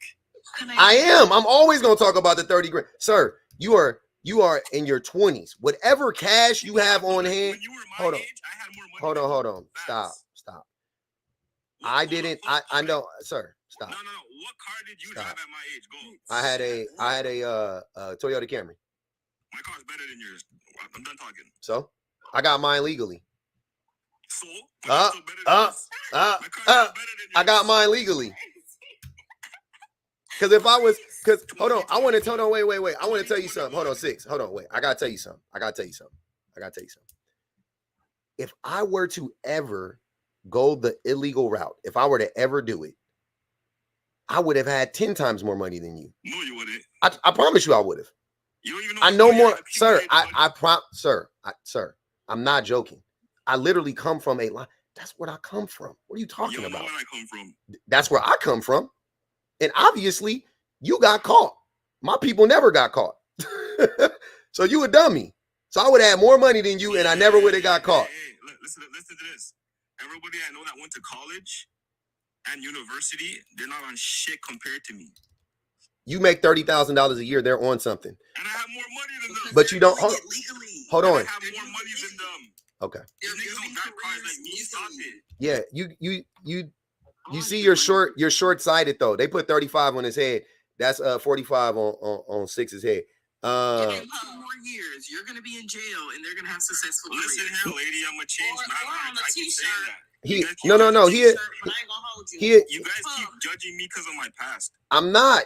I'm judging you because of your reality, not because of your past. You just bring it up as if you want to brag about. Hold on, wait. Go ahead. You can say it. You can't say I'm broke when at your age, I have more money than you and I drive a better car than you. But that's not how it works. I live by myself downtown Toronto. What were you doing at my age? Having a family. What the fuck? Having a family. Hey, Pub. Working a job. Wait, how old is he? 20. Are you 27?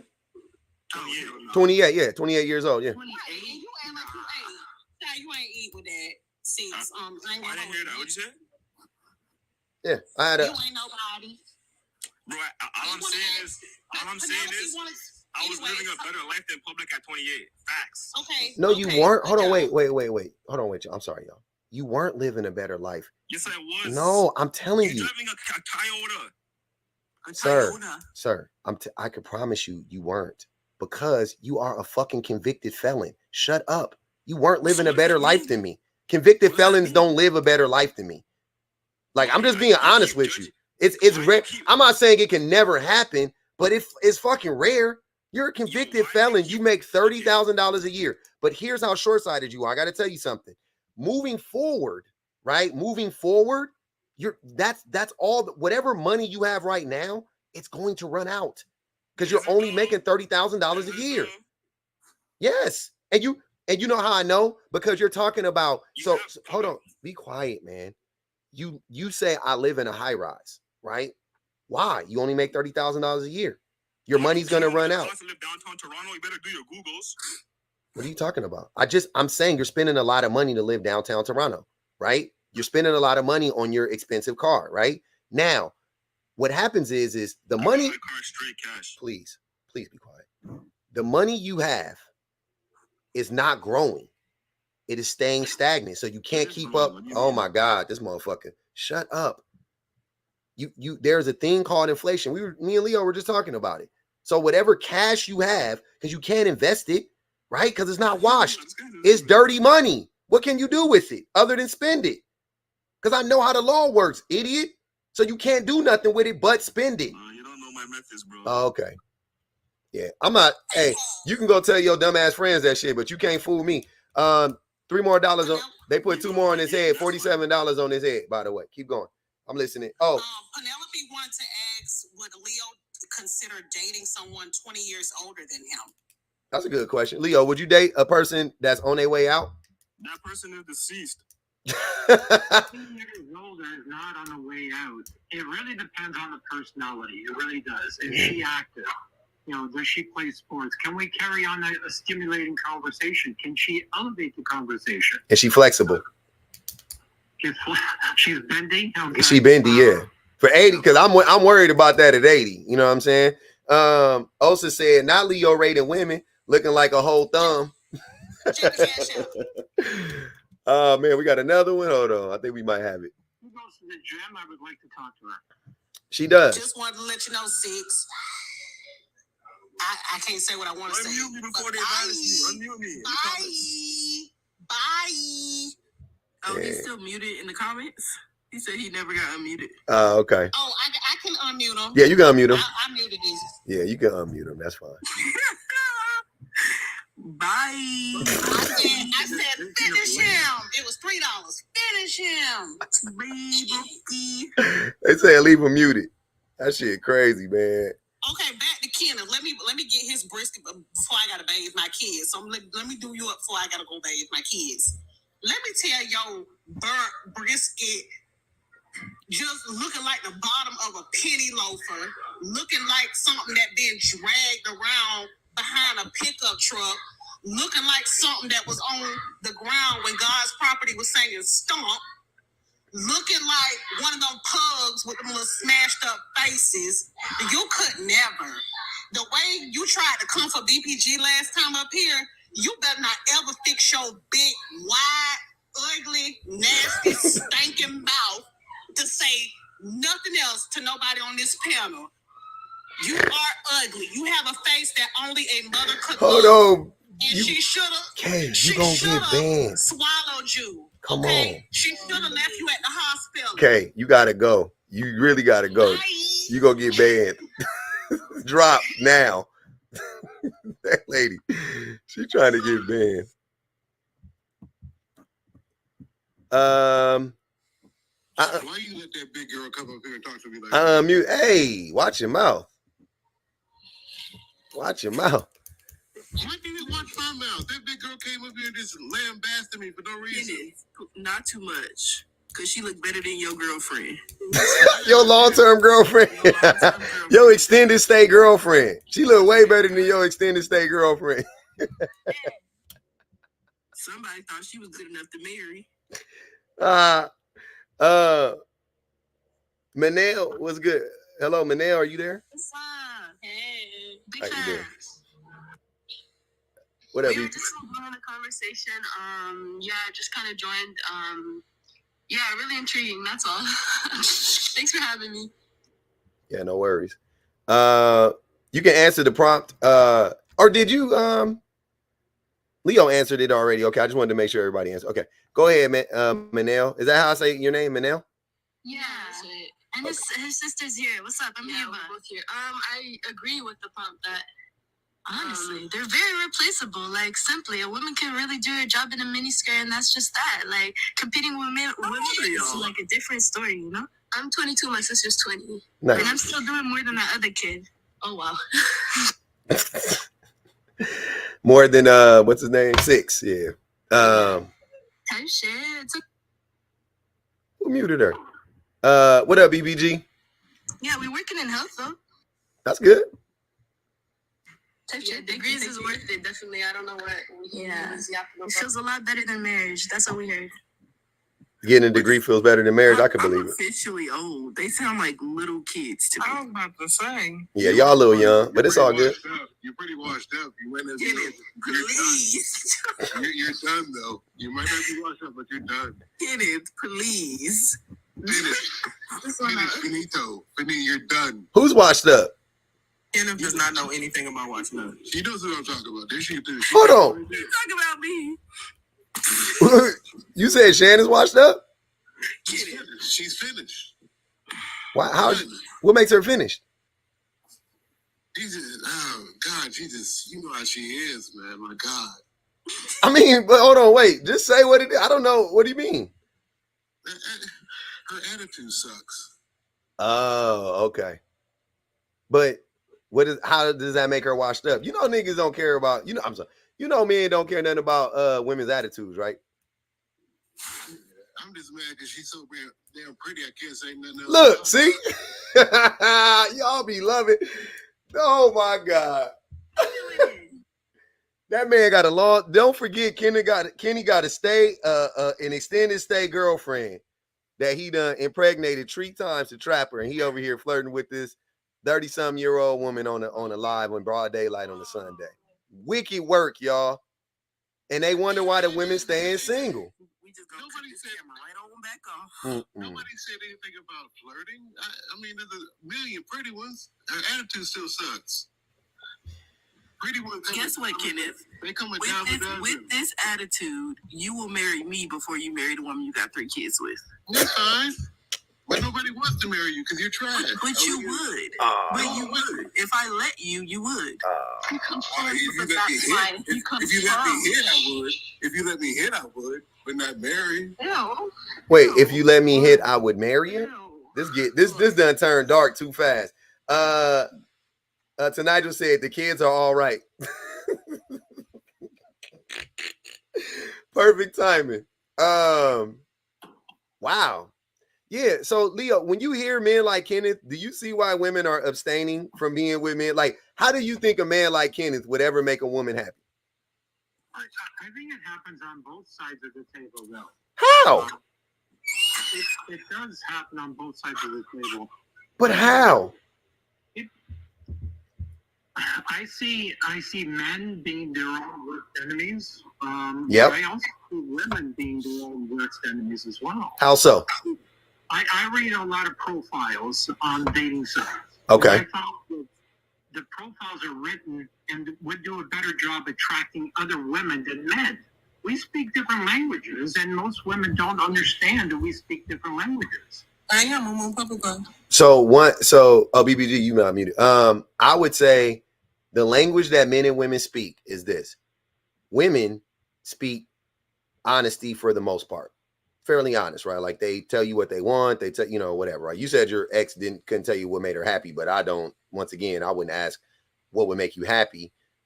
I would ask other things because I know that those other things is what would lead to her happiness and her being content.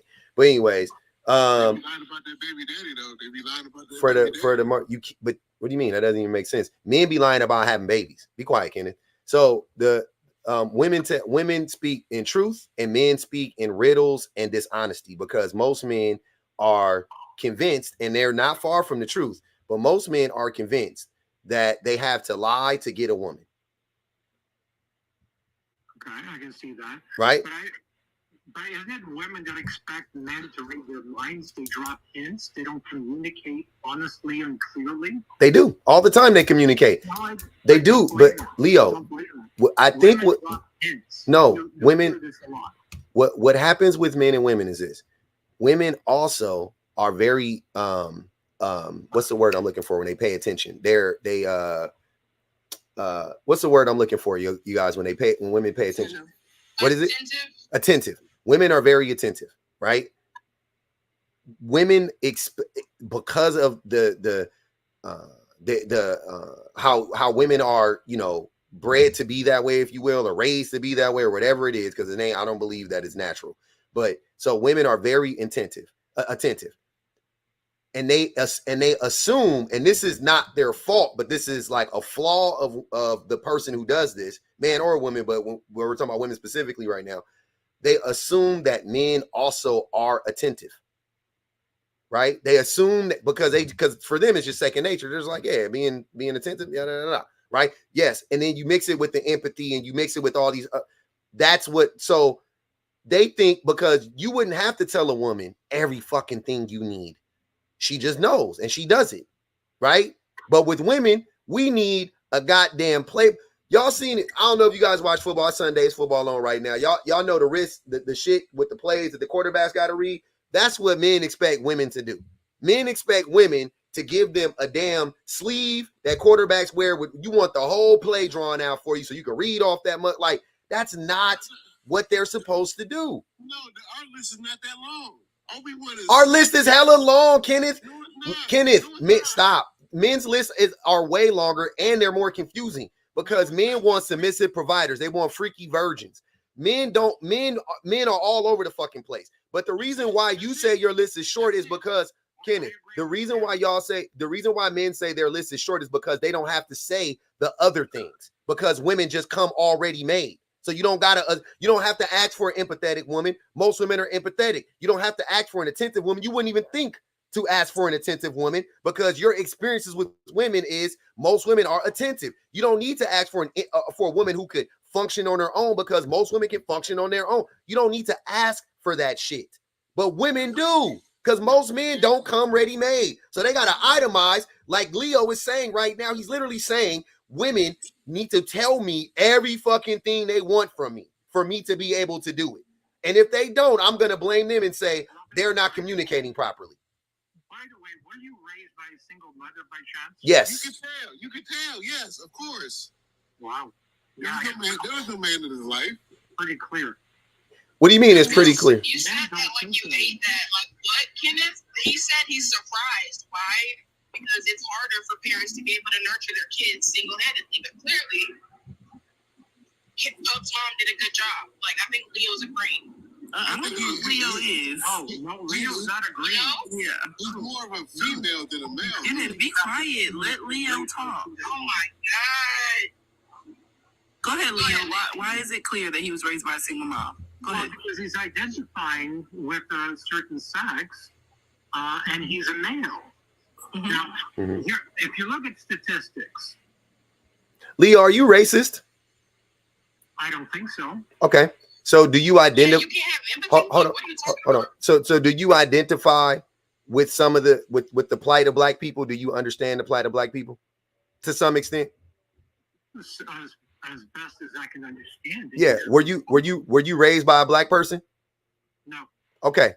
You see how stupid that is? That logic that you just tried to put on me? You think that the reason why I am empathetic, or the reason why I can understand to some extent the plight of women, is because I was raised solely by a woman? I got another question for you, Leo. Who spent more time with you? I got one more question for you. Who spent more time with you when you were growing up? By a single dad, is it possible you might think differently? I would probably be an idiot. But so I got a question for you. Were you raised by a mom and a dad? You had a mom and a dad? Yes. Who spent more time with you, your mom or your dad? They were both working. I would say equally. They equally neglected you? Yeah, it was a different generation back then. You send out your kids to go and play. When the lights come on, you go inside. Yeah. So you were neglected. So if I said the reason why you feel the way you feel is because you were extremely neglected, would that be fair or nice? I wouldn't say extremely neglected. Based on today's standards, probably. Even those standards, they used to.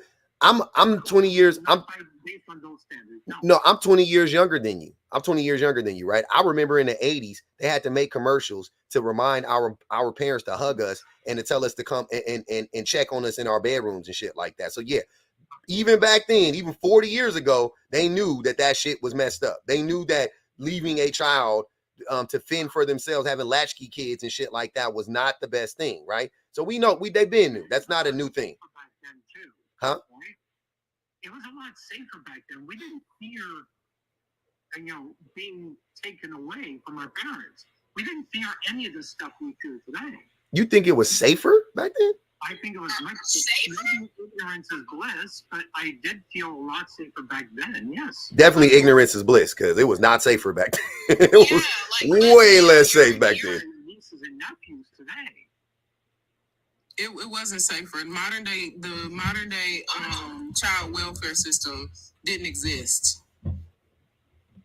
So they literally weren't taking kids away. Like, that's why they had the only space that they had for kids who weren't with their parents were like orphanages. Like, that's where that's what the Annie premise is that it's not a bunch of kids who were taken from their parents because the parents were misusing and mistreating them and abusing them. It was because they just didn't have parents. Like, the only option was you either had parents or you didn't have parents. If they were actually like investigating some of the abuse that was happening in these households with these kids, for sure there would have been a significant amount of kids who would be taken from their homes, but they weren't, because for one, it wasn't illegal to make your kids work.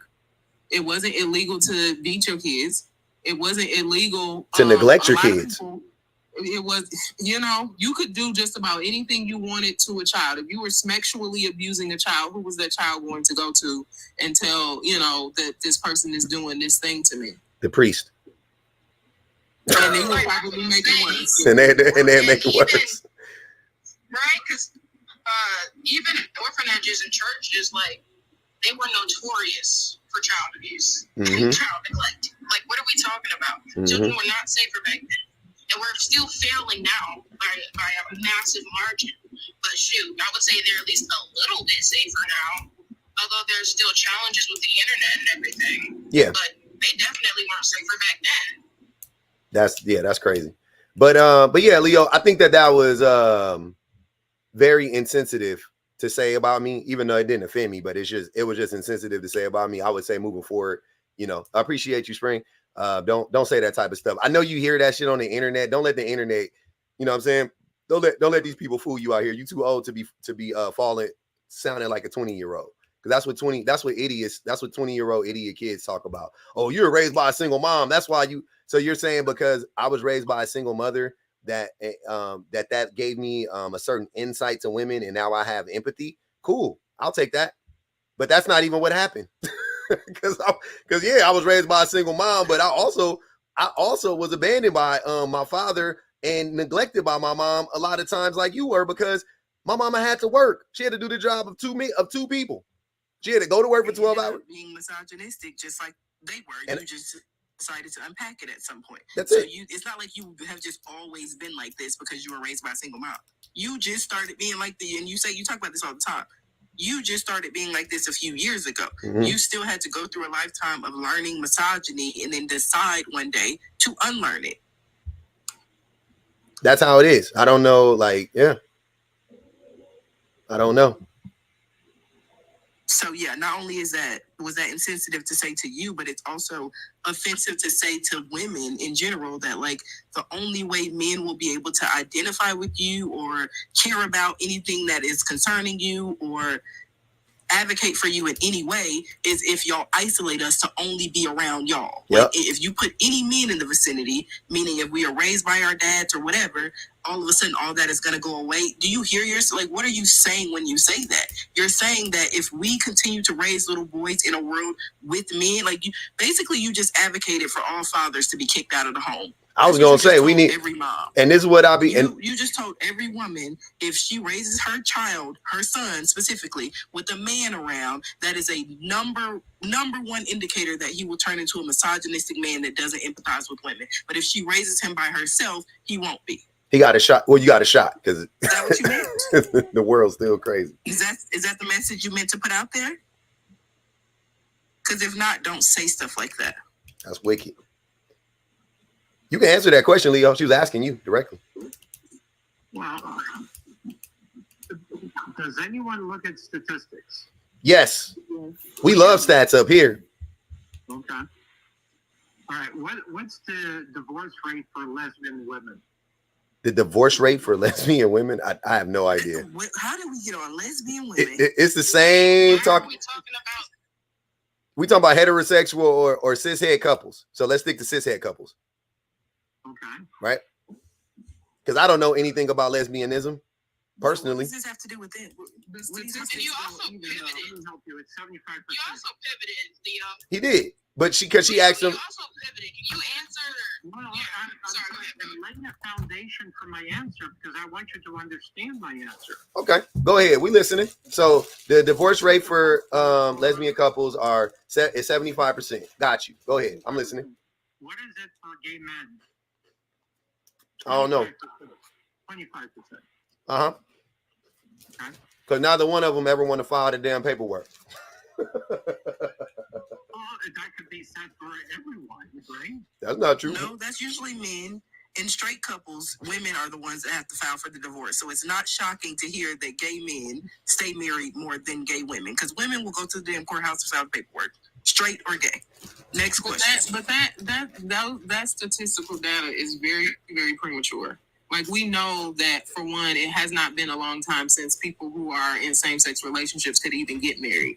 That would be data that's literally in its infancy. Like, we've been getting information about cishet couples for God even knows how long. We have hundreds of years of information on how cishet couples operate within each other. We also know that those relationships are very, very harmful, and the ways that we are socialized to have those relationships is very harmful. Like, if we were to we could look at the data for women marrying women and say that, the reason why those relationships aren't working is because women being with women is harmful. But if we go back to the 60s to the 50s, if we go to the 15th century, if we go to ancient Greek cultures where men were having relations with men, those relationships were insanely harmful.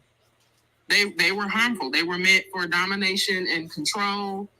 There were some who were in romantic relationships, but there were many who were using those relationships as a means of war and conquest. But we would never use that as an example. I think that the point is to pivot towards, well, men know how to operate together with men, but they don't know how to operate together with women. When we know that when men are left to be in community together, they usually harm or unalive each other.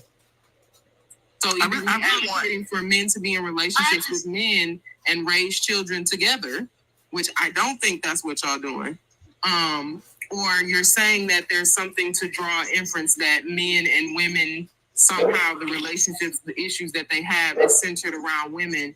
But when you have a traditional relationship, that woman is still responsible for the child as the primary caretaker, regardless of whether or not she's in same sex or a cishet relationship.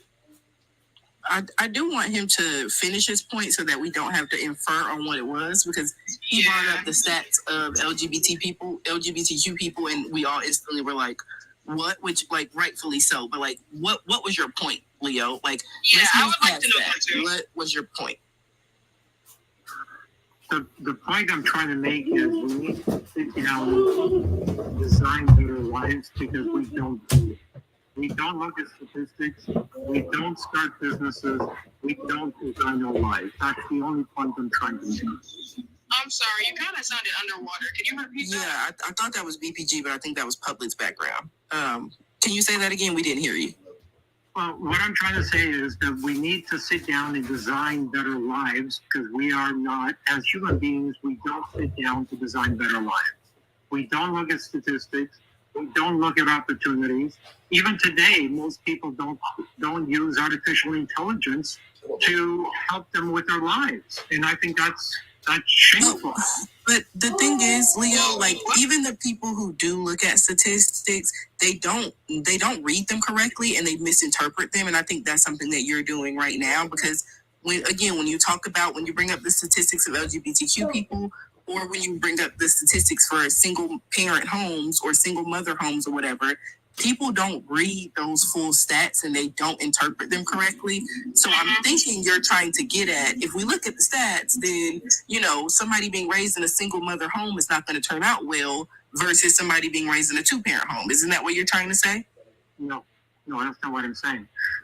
What I'm saying is we all have challenges, and we need to ignore those challenges and find opportunities. That's what I'm trying to say.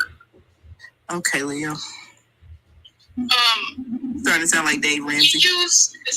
Stop.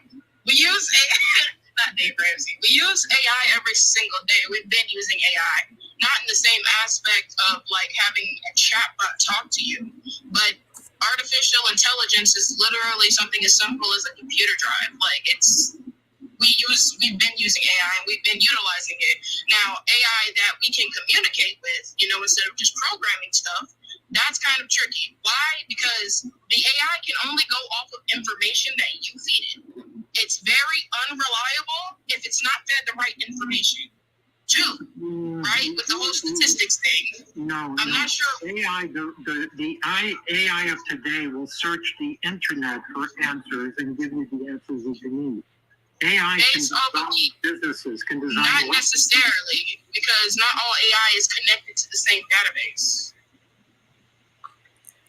I don't want to argue about AI. I want us to get back to the topic. Yeah, I was going to go to the next part about the topic. I was like, it depends on whatever database that AI gets stuff from. And I was about to say, can I say one thing? Can we argue a little bit about AI? Because Aja is very, very right.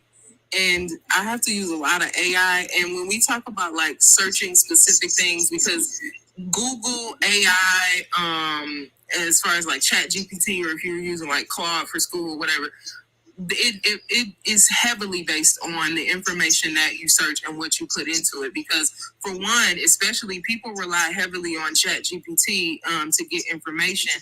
But if you notice with a lot of these AI tools, they don't give you citations for the research that you're looking at. Like it's literally just scouring.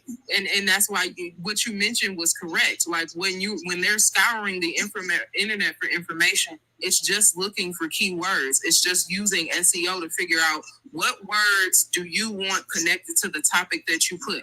Okay, I want to see if Black people are dangerous or if Black women love alienating their kids from the dad. It's going to look up those keywords and it's going to give you information that's already confirming the bias that you have. So it's not giving you a polished version of this information that is on research for you. Design lives, not to prove or disprove a point. It's to design a lifestyle. That's what I'm talking about. Based on the lifestyle you desire, yes. But the thing is with that lifestyle, the AI is not proficient enough at doing that yet, right? Because again, we're having issues with AI where it will come up with an answer and straight up lie to you or tell you what you want to hear. If somebody has a delusion and they use ChatGPT to confirm that confirmation bias, that's not helping them. That's just leading them down the road they already wanted to go in the first place. And then two, what I wanted to say about the whole statistics conversation, one of the first things you learn when you take a statistics class is that correlation does not equal causation. You cannot use your own biases and look at the statistics and ignore how they were outlined so that you can confirm what you already feel is right. It's not how that works. In fact, with those studies, especially with the whole single mother study, something that I knew was common that people misunderstood was that the reason why children fared better in two-parent households was because of income. It didn't have anything to do with single moms. It was because the child was able to be provided more resources. And that's what the actual statistics in the study says. But people took that, ran with it, and now they're making this narrative that it's because women are like bad parents or by themselves or something. So I want to piggyback off that because Leo, you said, what about for single dads versus single moms? It was the same thing. What they were finding was the key determining factor was economics. So at the end of the day, whichever parent has access to more economic resources is usually the parent that will fare better. Because when you look up the research for single mothers who have middle class, upper middle class, and wealthy incomes, those things disappear. All of those negative factors that y'all talk about, they disappear when the single mother has access to financial resources. Single dads also tend to move on quicker, so they have girlfriends, in-home girlfriends that help with the kids. They also have more familial support. Poor single dad, that child needs a mom to nurture them. So grandma and aunties and cousins or whoever are more likely to step in and help them. So single dads have a bigger support system and usually have higher incomes than single moms, and that's why their children tend to fare better. But when you actually make an apples to apples comparison, Leo, I'm still speaking. When you actually make an apples to apples comparison and you account for income factors and family support system, the kids do the same. They fare the same. It's not about gender. It's about access to resources and support systems and community. Okay, so let's talk about that. Statistically, who is more likely to start a business to create generational wealth? Is it a single mom or a single dad? So the issue with that, right? Again, you're making correlation and you're confusing correlation and causation. Okay, number one, right? The reason why, if men were to outpace women in terms of opening businesses, which you could correct me on this, but I believe the people opening the most businesses right now is Black women. But if you want an explanation for that, obviously it's because women didn't have rights. Women couldn't have their own bank account until the 1970s? Things like that. Yeah, of course, men would have a leg up in starting businesses for generational wealth. Like, that's a given. And y'all are still doing things to actively keep women from starting businesses, especially women of color. Right. And also, when women enter these male-dominated fields, there's still so much, boys club attitude, discrimination, harassment, things like that. There's a lot of things that are still factored into it. So again, you're talking about reading the statistics, but I don't know if you're reading the statistics, because you wouldn't make these ignorant statements if you were actually reading the statistics. And I'm trying to, I hope you come with good faith. Huh? What does what matter? My own life experiences. The thing is, again, with okay, so Leo, the point of statistics, again, is to take a synopsis of things that are outside your personal experience. We have to take statistics in order to get rid of our own personal biases. That's why they exist. That's why statistics exist. Sure, you can go off of your own personal, for things that are one-to-one, right, with people. But then again, that's not always the case. Okay, the whole point. Go ahead. One question before I leave. Go ahead. We help people start businesses. We help about 5 people per year start businesses, and we attract homeless people. We put it out there that we're looking to find 5 people who are homeless who want to start a business. Who is we? my company and I. Okay. So, all right. And what happened with that? Well, consistently, it's men that ask for that type of help. It could be that there's a disproportionate male population that are homeless, but consistently over the past 10 years, it's always been 5 men who apply for that program. Why do you think that is? So, who is filing these applications?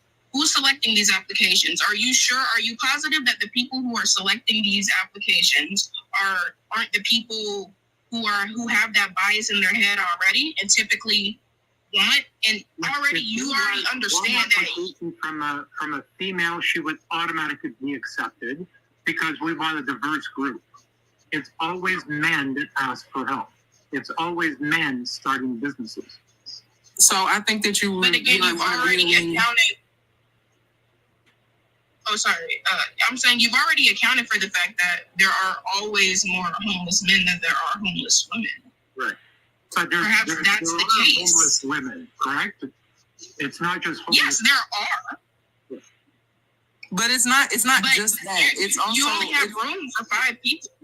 It's also who you're directly marketing to. People don't realize that the way that you word things, where you post this information, how you post this information, what is worded in the information, the way that the application is set up, the way that the job posting is placed, the time of day, all of those things matter when it comes to trying to get your target audience. A lot of times when it comes to male-dominated fields, it is intentionally before you ever receive an application, before you ever look through and sift through whoever is choosing this job, there's already a level of bias between how it is delivered to the consumer. The reason why a lot of companies don't have women who even sign up is because of the fact that it is marketed specifically to men. And I think that's a flaw that you have to look in within your own company and figure out, okay, if my goal is to market to get more women involved and I keep posting the same thing over and over and over again, guess what? I'm not going to get women who are replying to that post because, for one, I've already ignored the fact that it's not reaching my target audience. I'm posting this thing, I'm wording it the same exact way, I'm putting it in the same place at the same time for the same type of people, and I keep getting those people. And instead of me looking at, okay, who is it's a term called B2C. Who am I advertising this to? Who am I marketing this to?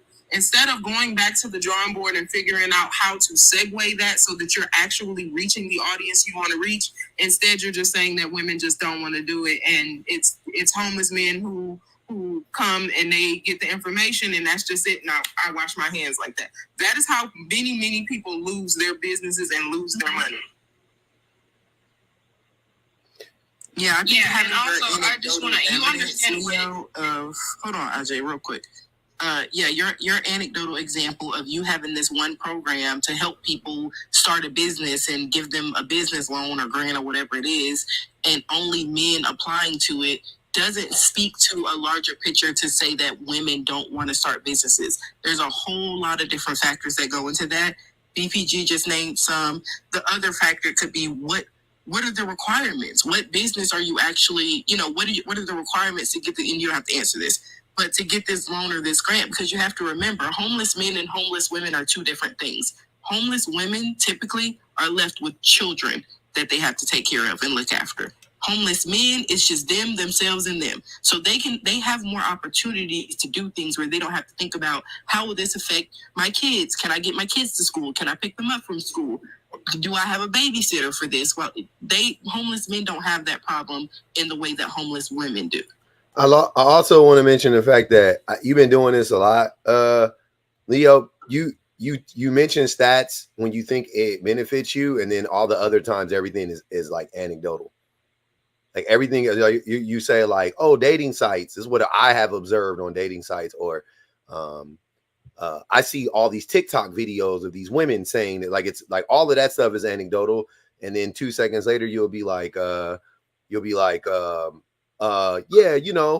the divorce rate is 50%, which it is, right? That's a real stat, right? And you made up the 90%, but I actually agree with it. I think the real, you know what I'm saying? The real, if you adjust for, like you said, the people that are just together, just getting by to get by, I think it's fucking 80, 90%. You know what I'm saying? I do. I agree with that. They're on their way out. You know what I'm saying? But you can't have it both ways. Like you can't live in a world of facts and stats and then also live in a world of anecdotal experiences. Like which one do you want to rely on the most? And I know I'm pretty sure that when it comes to you owning a business, you focus on analytics and things of that nature. You know, definitely if you want your business to be successful, it doesn't mean that's the only thing you focus on, but you know, I know that analytics is really important to a successful business, right? And the things that we're saying is very much rooted in like the analytics and not just like our own personal experiences. It just so happens though that the majority of people in here have lived the you know, like the stats. A lot of people in here are statistics. You know what I'm saying? Like that's the thing. Like, or you know what I'm saying? Like just to put it bluntly, a lot of us are. So are you, by the way, because you're divorced twice, so you're technically a statistic too. Sagittarius Brownlee said it was about 56 active serial unalivers in the 70s, to point to the fact that it was way more unsafe back then. Phoenix Soul said we don't need AI to see that misogyny binds all walks of men. Leo is also a white tea boomer, which screams disconnected from any reality except from white tea male. It's shaping up to be like that. Ali says, when pubs start snacking, pack it up. Too easy to I had to go help my baby. He wanted some food. Okay. You can respond, Leo, if you like. No, I would like to invite you on having this conversation where we go live together at the co-host feature, because I've been involved in programs like this, and as soon as we talk about something that's not popular with a group, you get thrown out. So it's not a fair exchange of ideas here. I don't feel safe in this group, let's put it that way. Oh, the comments definitely ain't safe. But you want to like join lives? Is that what you're saying? Yeah, we can do that. I advocate for that. I always ask men, do they want to join lives to make them feel more comfortable? I'm with that. Yeah, I don't mind. Let's do that. What's making you feel unsafe, Leo? Because we're disagreeing with you? Because we've all been very respectful. Well, I doubt that. You doubt that we've all been very respectful to you? You should read some of the comments that I'm reading. No, I'm talking about up here. On the panel. The comments. Oh, Leo. Oh, hold on. I got to tell you something, Leo. The comments is going to comment, brother. They are their own thing, right? Some of them I agree with, some of them I don't. But the comments are going to comment. But I feel I don't even read them when I'm up here. I bet I read 2% of the comments when I'm on live. Aside from it shows that you weren't listening to us when we were trying to have a respectful dialogue and exchange with you, because you were busy looking at what people were saying about you in the comments. That's disrespectful. And it's comments like that. What? That make me feel unsafe. Because you're making assumptions that, I don't. That listen. Comment just made you feel unsafe? Well, no, it made me feel that you, well, let me just say this. What I would like to do is track 20 influencers to go live together at the same time to cross-promote each other to get us all to 20 million views. That's the idea that I wanted to present. I think we can have a lot of people start businesses if we get TikTok to push us out there. I present that to you. Think about it. You know where to find me. I'm going to follow you. Yeah. I'm going to follow you, Leo. I'm with that, man. I appreciate the conversation. Good night, everyone. All right, Leo. Have a good night, man. Nah, Leo gone, man. That man gone.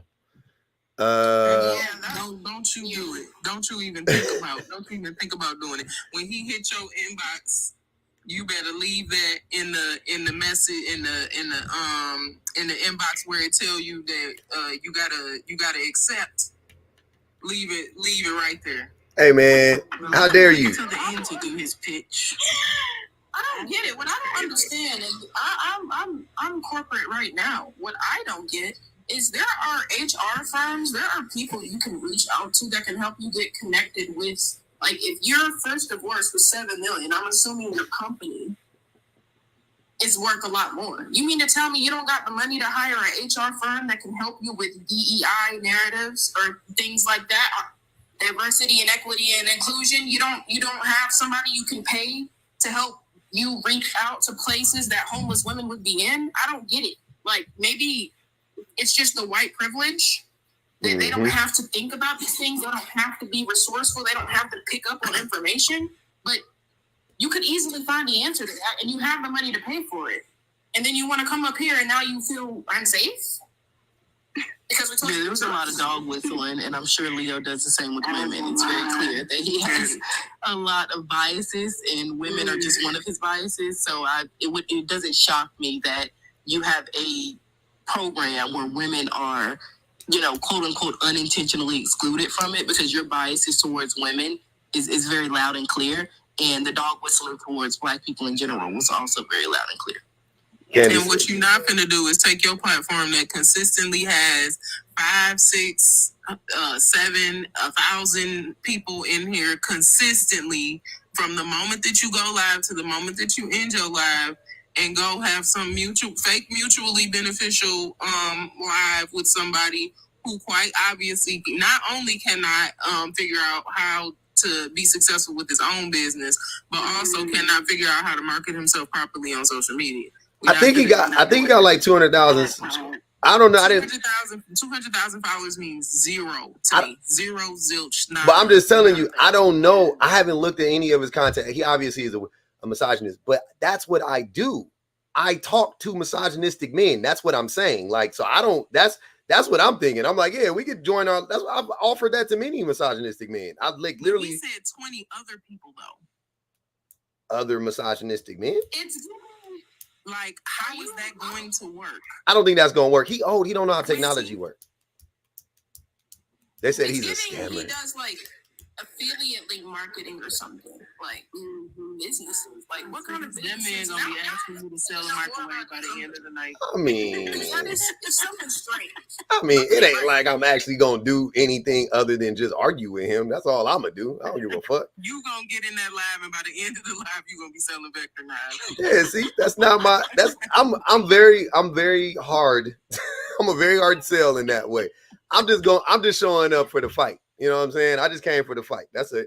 But if they, but you know how they pull you into the meeting, and you be like, okay, this, you see the little flyer, you like, oh, okay, this looks like an actual valid business meeting, and then you go in there and you be like, wait a minute. Yeah, and every single time I sniff that shit out, like, oh, this is a fucking pyramid scheme, and would already be knowing before I go. Usually, like if you, I'm about to say, if you go see his content tonight, I'm pretty sure that you're gonna get the answer that you need. Okay, I'm gonna go check it. I haven't looked at it, but.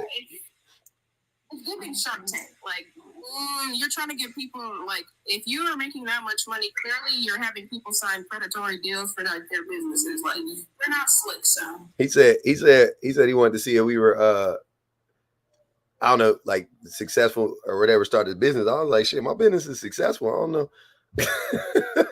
I don't need help. I mean, I just need people to yap at, but that's about it. I don't need help with the business. I'm good on the business side. I just need what Young Thug say. I just needed the deal. I knew I had the plan. I just needed the deal. Candace said, get ball Jordan Peterson out of here. He gone.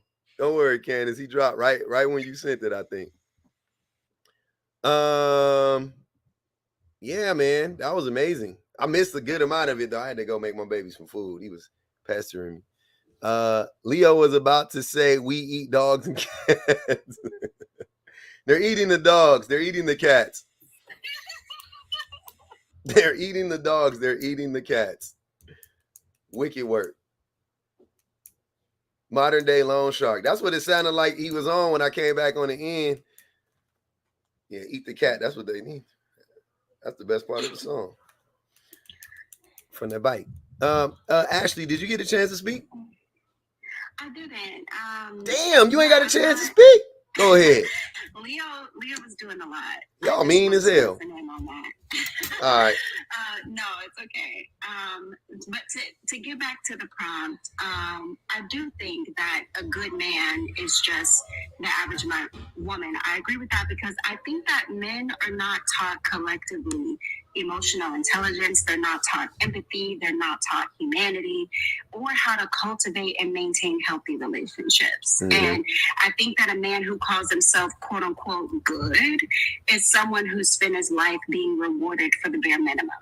So when you think historically, all men were required to offer was financial stability. Mhm. And a woman used to need a man in order to secure a certain quality of life. Mhm. So women don't need that anymore. Women don't need men financially. Women don't need men for a lot of things Yep. now. So now men have to be self-aware. They have to be compassionate. They have to be safe people to be around. They have to be desirable in more ways than the physical. And they have to be desirable outside of financial gain. And the quote unquote good man is no better than average because women with standards are just no longer settling for that average. And I ran there. Facts. I think that the standards, it was funny that Leo was saying that if women had the same standards for men that men have for women, that things would be like better. Right? Isn't that what he was saying? Or it would be worse. Was he saying it would be, wait. He was saying it would be better, right? Like he was saying like men have like women have unreasonable standards. That's what he was saying, right? Well, I'm not mistaken. I don't know. I'm not sure what the point of bringing up the statistic was, truth be told. Which statistic? The one about the lesbian couples, and I really wasn't sure where he was going with that. Yeah, that was confusing. I thought he was going to make a statement for like women not wanting men anymore, and therefore they should be lesbians, but There, every single time they bring up that stat, it's to show how women can't get along, how it's the women's fault for the divorces, and then that's why he mentioned the men. Like, well, two men could be together, but two women can't be together. It's obvious that it's the women's that it's the women's fault. That's what they all do that same thing. He has the same. It's the same talking. They have the same talking points. Copy and paste. That's why I was like, that's why when he was like 20 other people, I was like, oh yeah, 1v20, like line it up. Like I'll talk to 20 dudes, you know what I'm saying? Like about this shit. Cause they all gonna say the same shit. All their attacks are gonna be funneled into the same exact thing. So one person can talk to 20 dudes at one time.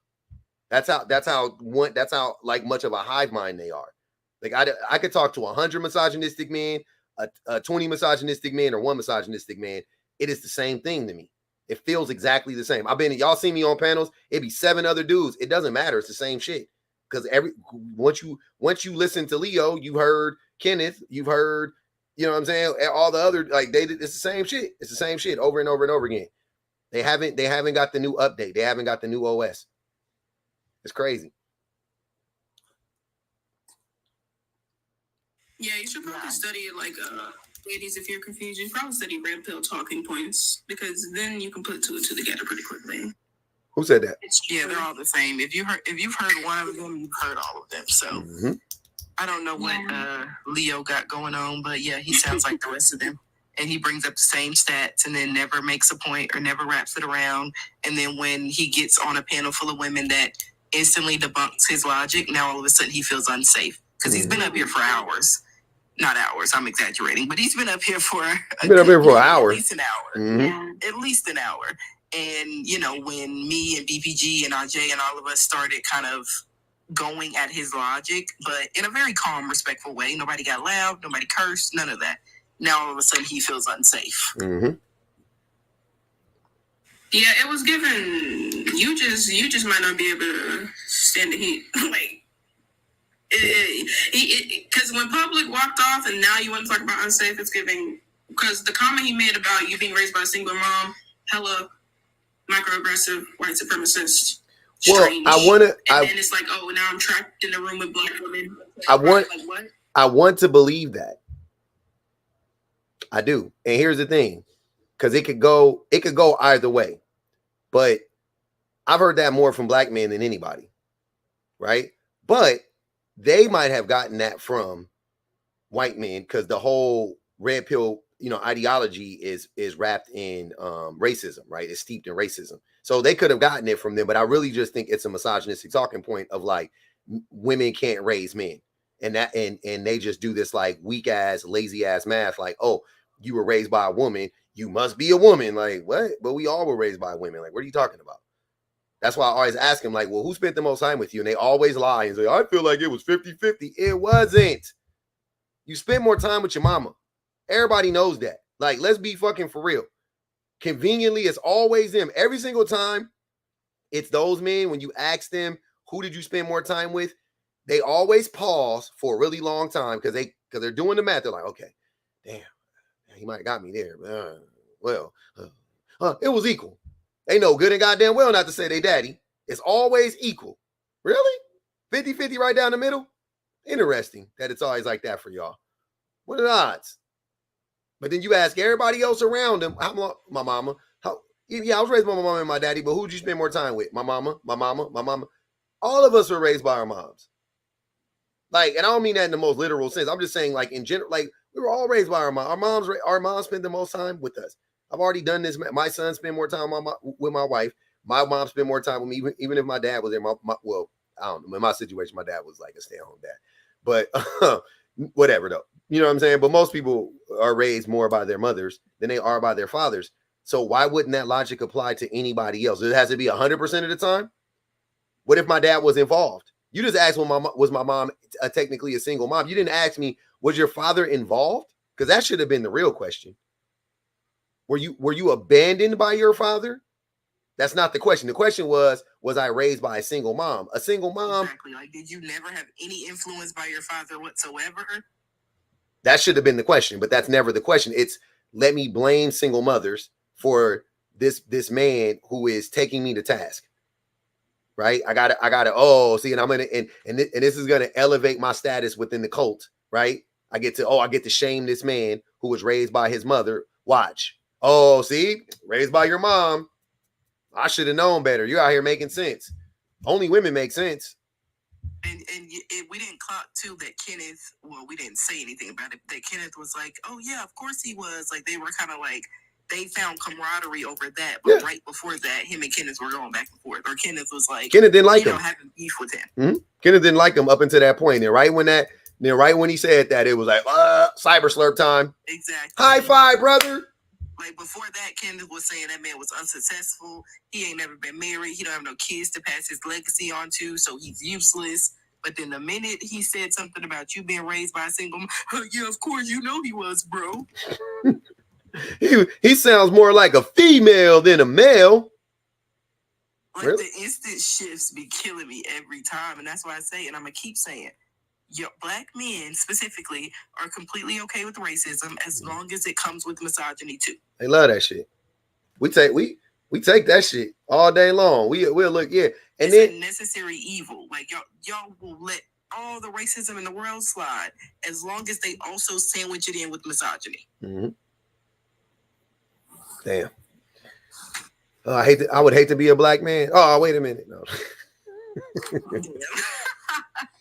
But that's because it kind of goes hand in hand. Like, you don't really have successful misogyny without racism.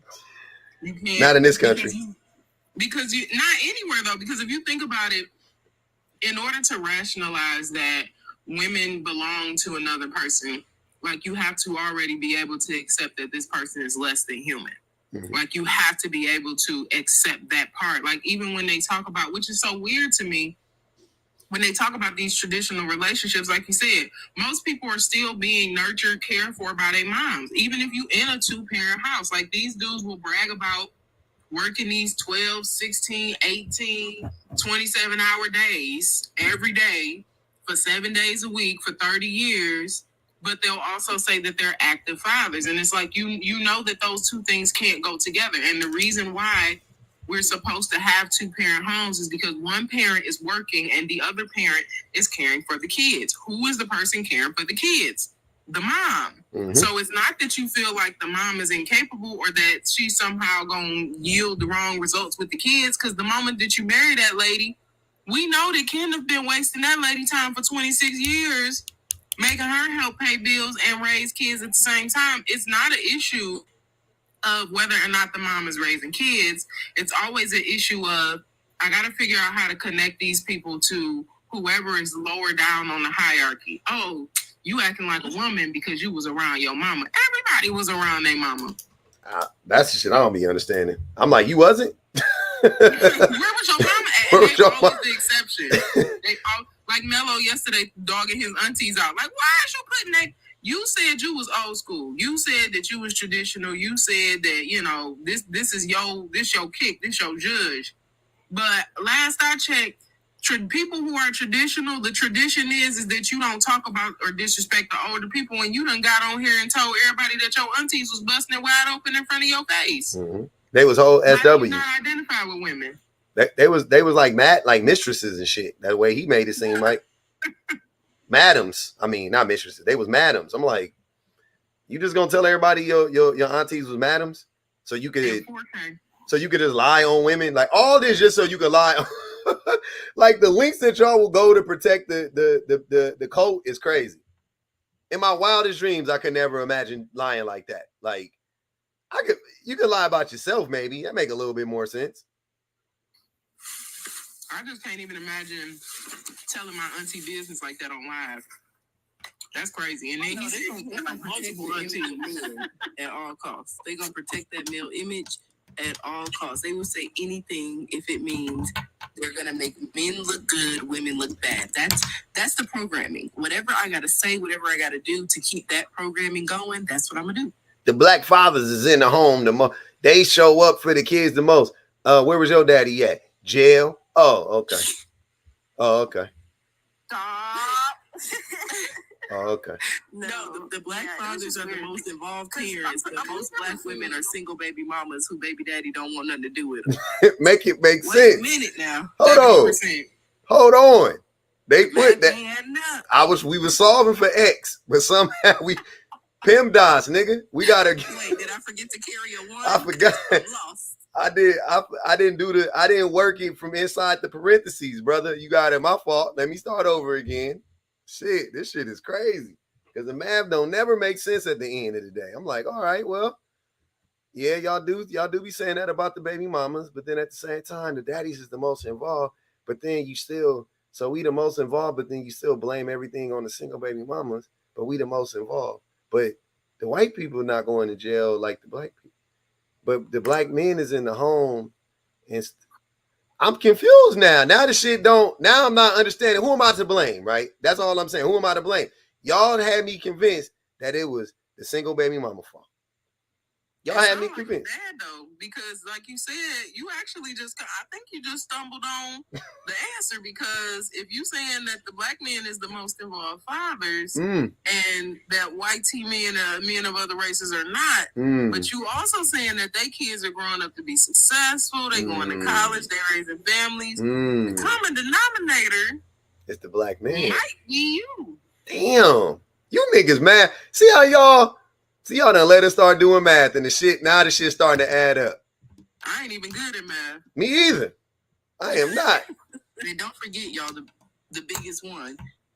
Black men are incarcerated a lot because of the system and because of systemic racism and police brutality, but also because black single mothers raise prisoners and violent men.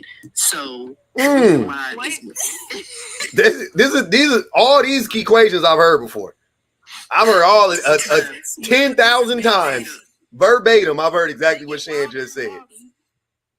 They get wilder and wilder every time. How do they evolve like viruses? Like, what's going on? That shit, a new lie added on to it every year. Like every year they add something else. Okay. Now we adding up. It's a new strain of red pill. That's what it is every year. Or the and not only are they more violent, not because of misogyny, but because being raised by single baby moms makes you more feminine, and therefore you also go to jail because I don't know. They just come up. And then when men somatics. Men somatics.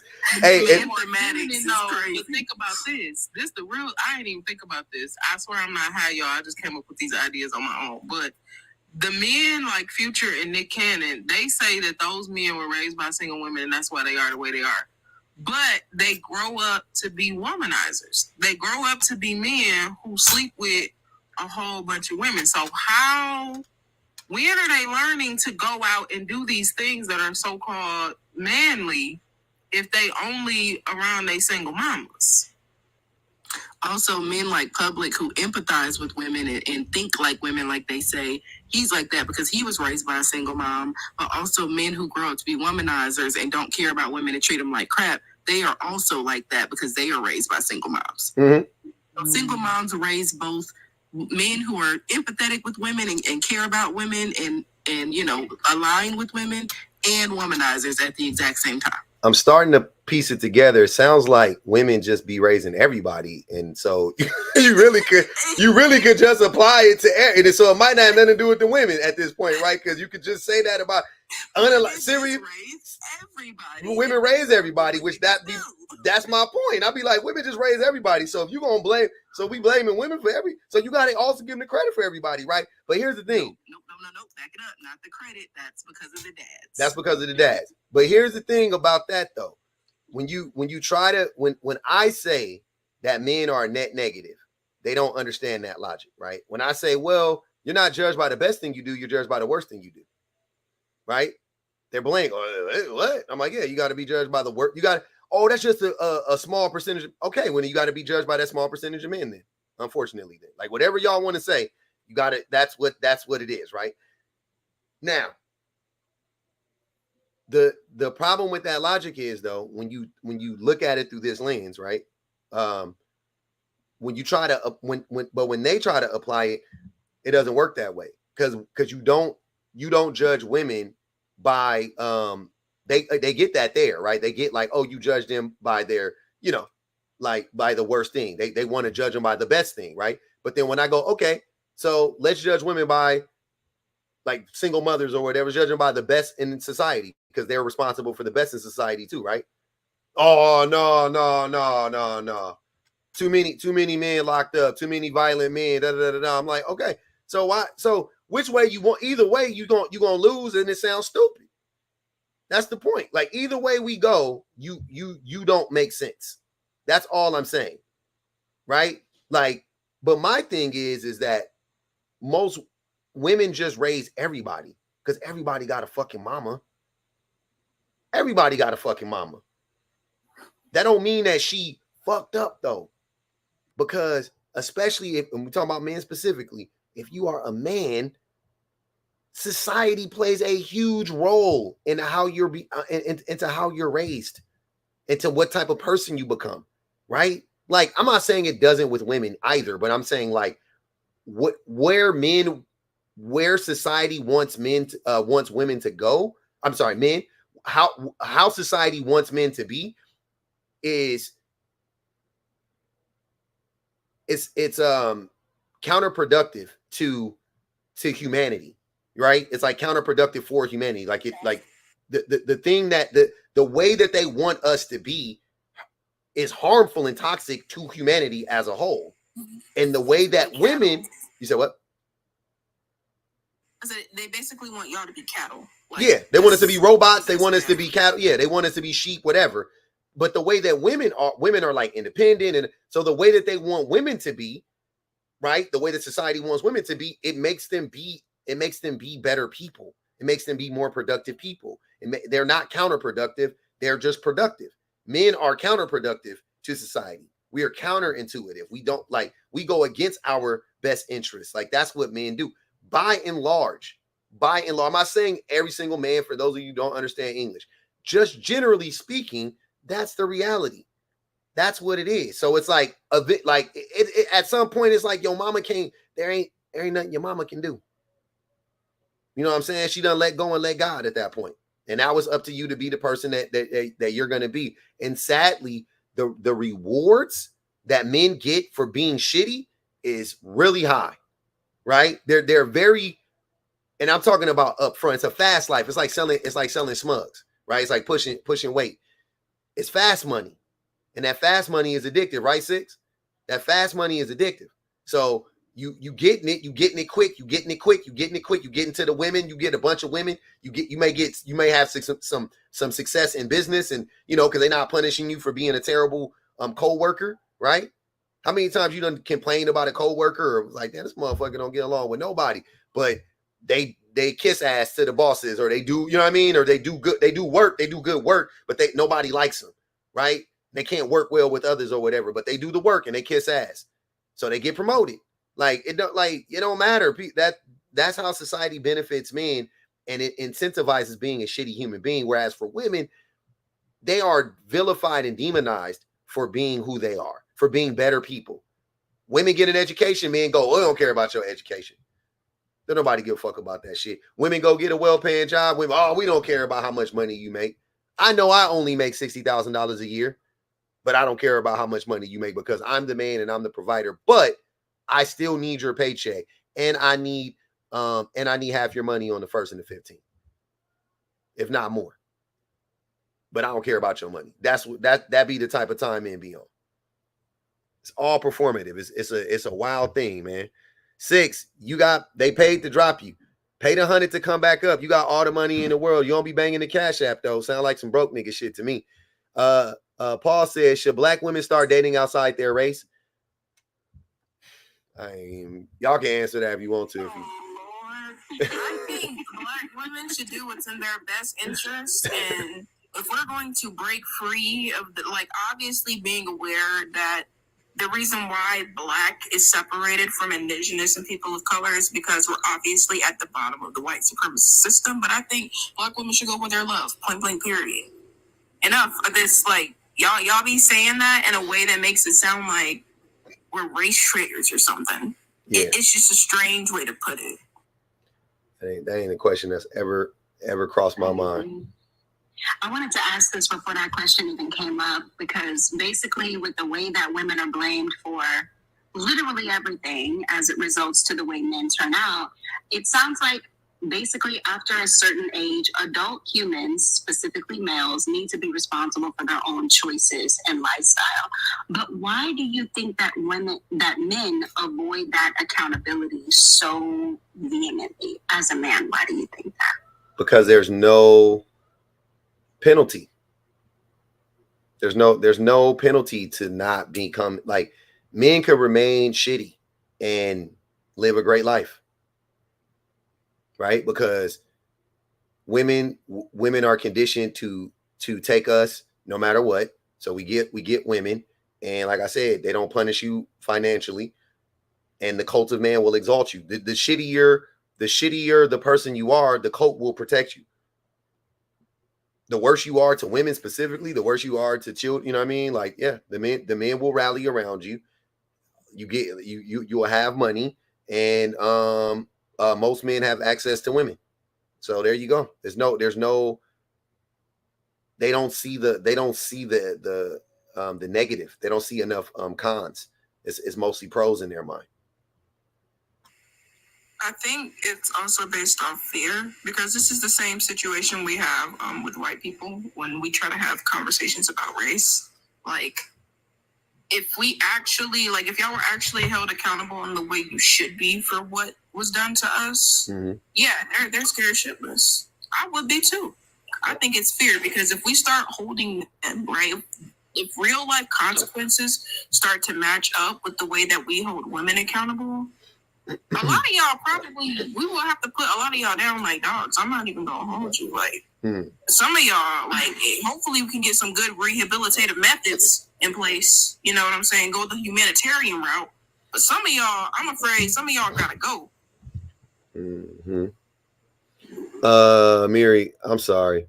Hey, Amiri, I ain't gonna even hold you, fam. I'm not gonna hold you.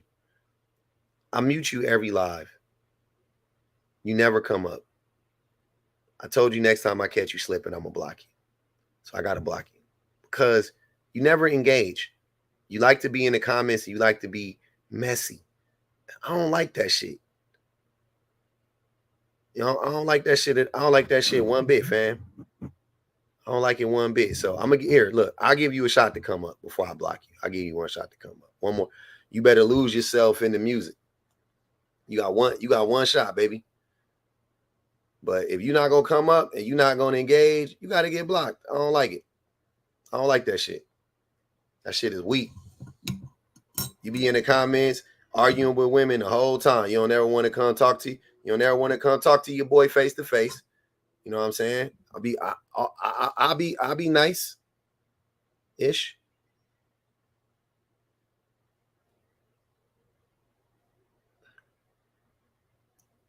I just be talking. I know you just be talking.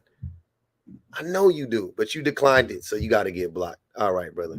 Have yourself a great day. I appreciate you. Appreciate you. Bye. Bye. Penelope, what's good?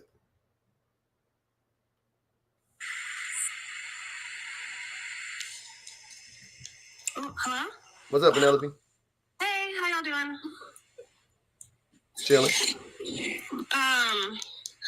I was thinking that a lot of this sounds very much like an addiction or something akin to that.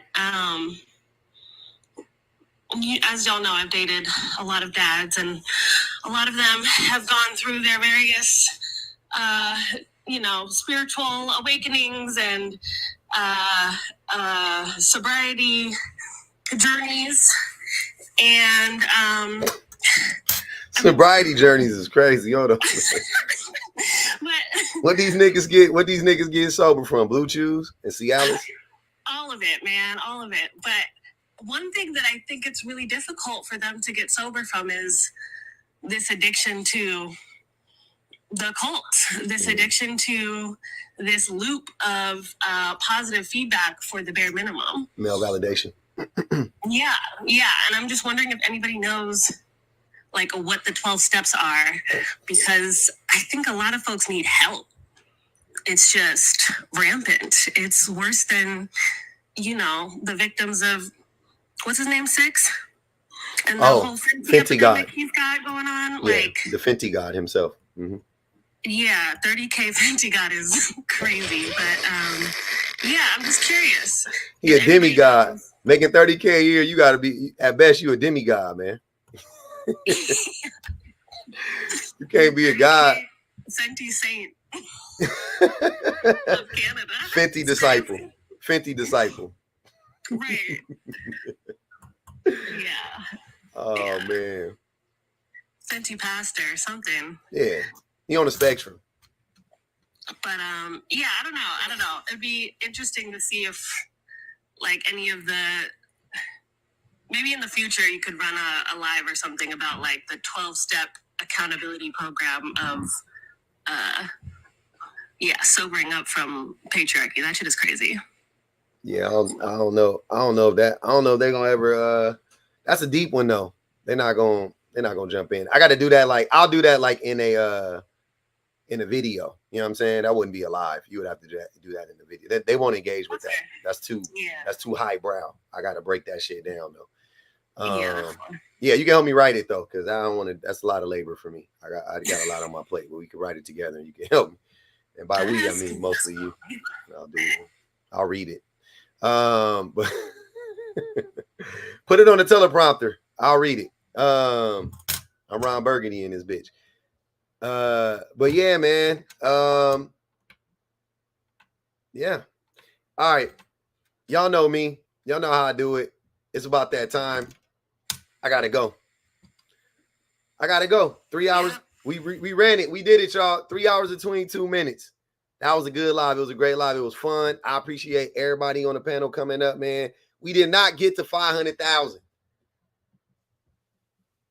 I know I set some lofty expectations. We got to about half of it though, right? Between the two platforms, we had about 800 people in this month.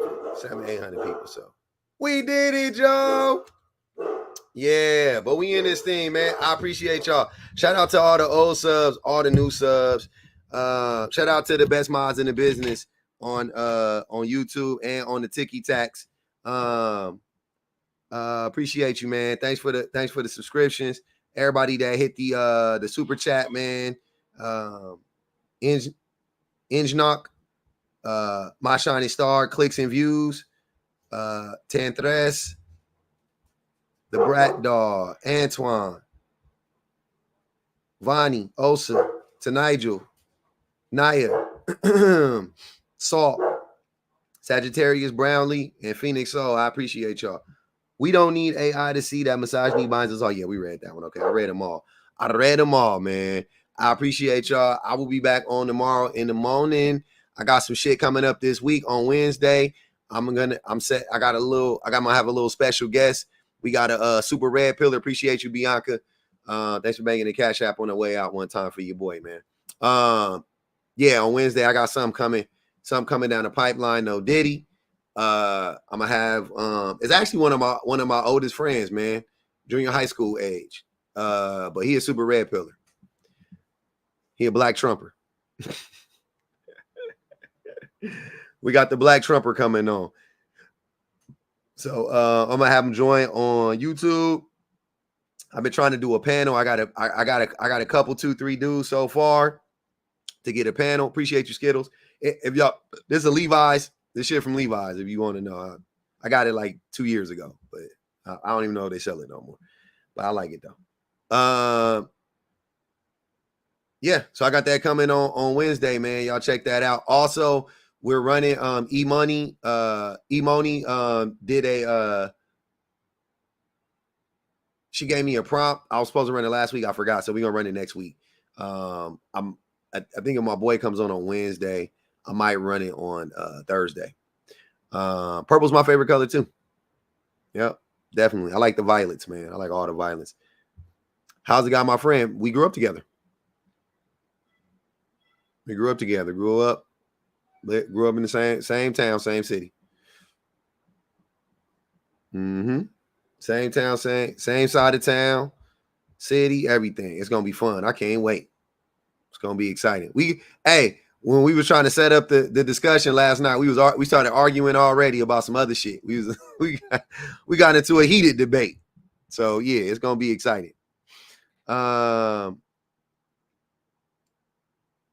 Thank you. I appreciate y'all, man. Thanks for all the likes, man. Appreciate the likes. Appreciate you, Prototype, man. Thanks for all the gifts, supporting the live, all the cash apps. I appreciate y'all. Yeah, man. Go check out the new videos. I got a lot of new shit on the thing. If you ain't seen it, go check out the page. Please like, share, subscribe. Still, if you on both platforms, keep doing that. Keep pushing it out. That'd be great. Yeah. But I'm gonna see y'all tomorrow, man. Hold on. I think I got it. See.